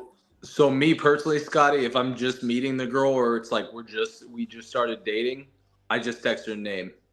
If I know her for an extended period of time, then maybe we'll use pet names, like I'll call her baby or honey or something. But if I'm just meeting her or it's just like we're just still new, I just use her name. I say trust your gut, man. No, it's a girl that I'm dating. Like we've just had plenty of phone sex and stuff like that. And what's phone sex? Like just going until completion, like having her masturbate and stuff like that, and stuff like that. That's awesome, man. Oh, that's crazy, bro. Yeah, phone sex kind of dope when you got a cool girl down to do it. Yeah, why not? Why not? I've never done that. I've never really I didn't know what it was. Like I've heard the word phone sex before, but I thought it was like some people that you call or some stuff like that. Like I didn't know that like you meeting a girl. You were spitting, bro. Like seriously, like I don't hate women at all, bro. I actually really liked it, especially when you find a good one, man. They complement your life so well, and it's man. This African girl that I was with last night, she was such a vibe. Like she was just everything I said. It was just yes, sir. Okay. I'm like, you feel like I do a lot. I was talking to her. I'm like, do you feel like I'm pushy? She was like, yeah, but that turns me on because it makes me know that you really want me. And like the alpha should like understand that. So I feel like a lot of the red pill dudes, they're coming from a place of I have all the value women should be throwing themselves at me, but like that's not how like a real seduction works. You feel what I'm saying? That's not how life works. Yeah. So it's like when you're meeting a girl, she could like you, but you gotta kind of press the issue, bro. Like straight up, like you gotta kind of press the issue. You might have to text her a couple times. You might be in situations where she's in your car and you're rubbing her leg. She might move her hand. You might be in her bed. I mean, she might be in your bed, literally in your bedroom, and you're trying to take her clothes off, and she's like kind of adjusting her waist or whatever. And then you gotta kind of fall back, be cool, get back to rubbing the back a little bit, rub on her thighs, rub on her butt a little bit, and now she's getting wet. Now she's getting more turned on. You feel what I'm saying? And then you start undressing, and then boom, she wasn't ready back then, but she's ready now. So like, you gotta kind of press it in a respectful way. Like you gotta know, like that's like something that like I feel like more people that are more like experienced with women know how to do without getting like rape accusations and things of that nature. Because that's a real thing. Girls can definitely like accuse you of rape and pushing yourself onto them, but you gotta know how to do it in a smooth way and let the girl fold to your masculine presence. Let her fold to your dominance. Like I'm not trying to like sound weird or anything, but like the girl that I smashed last night, I completely dominated her. Like everything was just my call. I was choking her up. I was just flipping her around. Like I was tearing her up. You feel what I'm saying?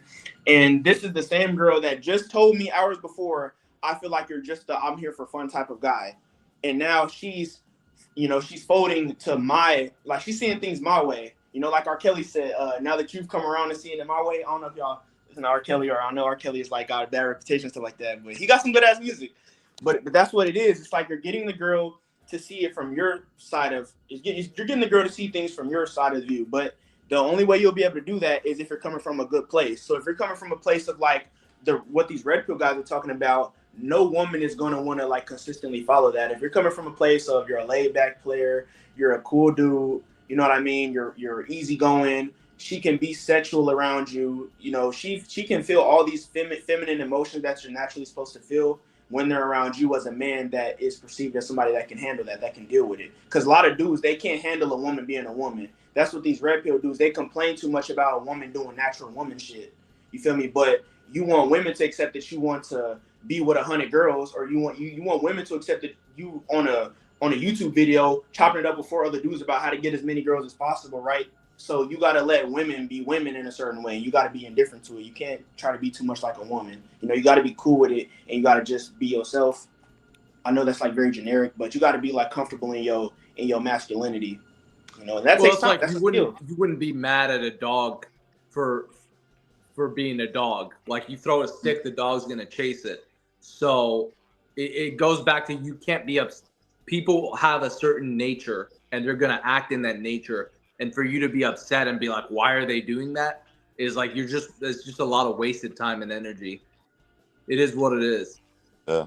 I had a very, he said he did 2 years.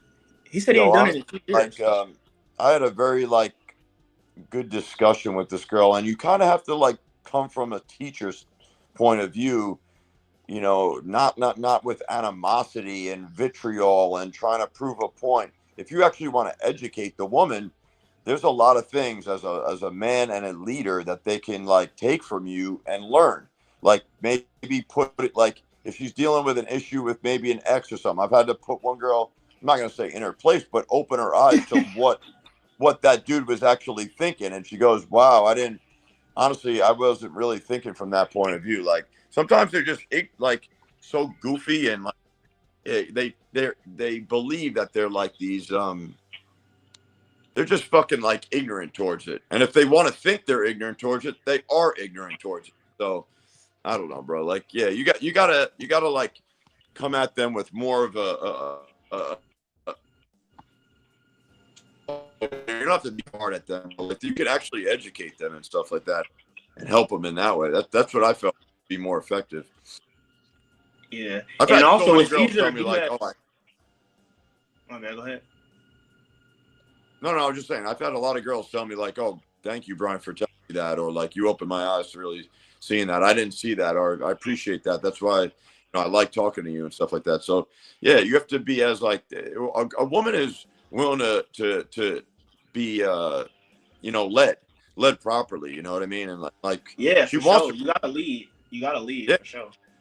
they naturally want to respect a man. They want to look up to a man. They want to hear some things that drop knowledge on them and see that you're, you know what you're talking about. And we could break things down, articulate them in a way that they can't, maybe see as quickly, The alpha said that he had sex 2 years ago. Does he saying that's the last time he had sex? I'm assuming, yeah. He's probably in a 2-year drought, which is why he's stuck on that content and why he's kind of in the headspace he is. And that's the thing is we're all guys who we're getting laid consistently. You have to be able to empathize with him and put yourself in his shoes. Oh He's yeah. not in a good mental place. Why don't you come up before we wrap it up, man? Because I'm getting tired. If you want to come up. Yeah, same. It's late. Yeah, it's 5:30. Actually, you know what, man? I'm gonna do these more often. Coming back to the channel, Alpha, and we'll get you better, bro. You'll start banging chicks. Remember, that's the key, man. You got to be banging chicks, man. That's all this other bullshit is a waste of time, man. Get laid or go home. Yo, guys, it was good chopping it up, man. All right, man. All right, bro. Peace, guys. Thank you, guys. Good night. All right. It was a pleasure. Pleasure.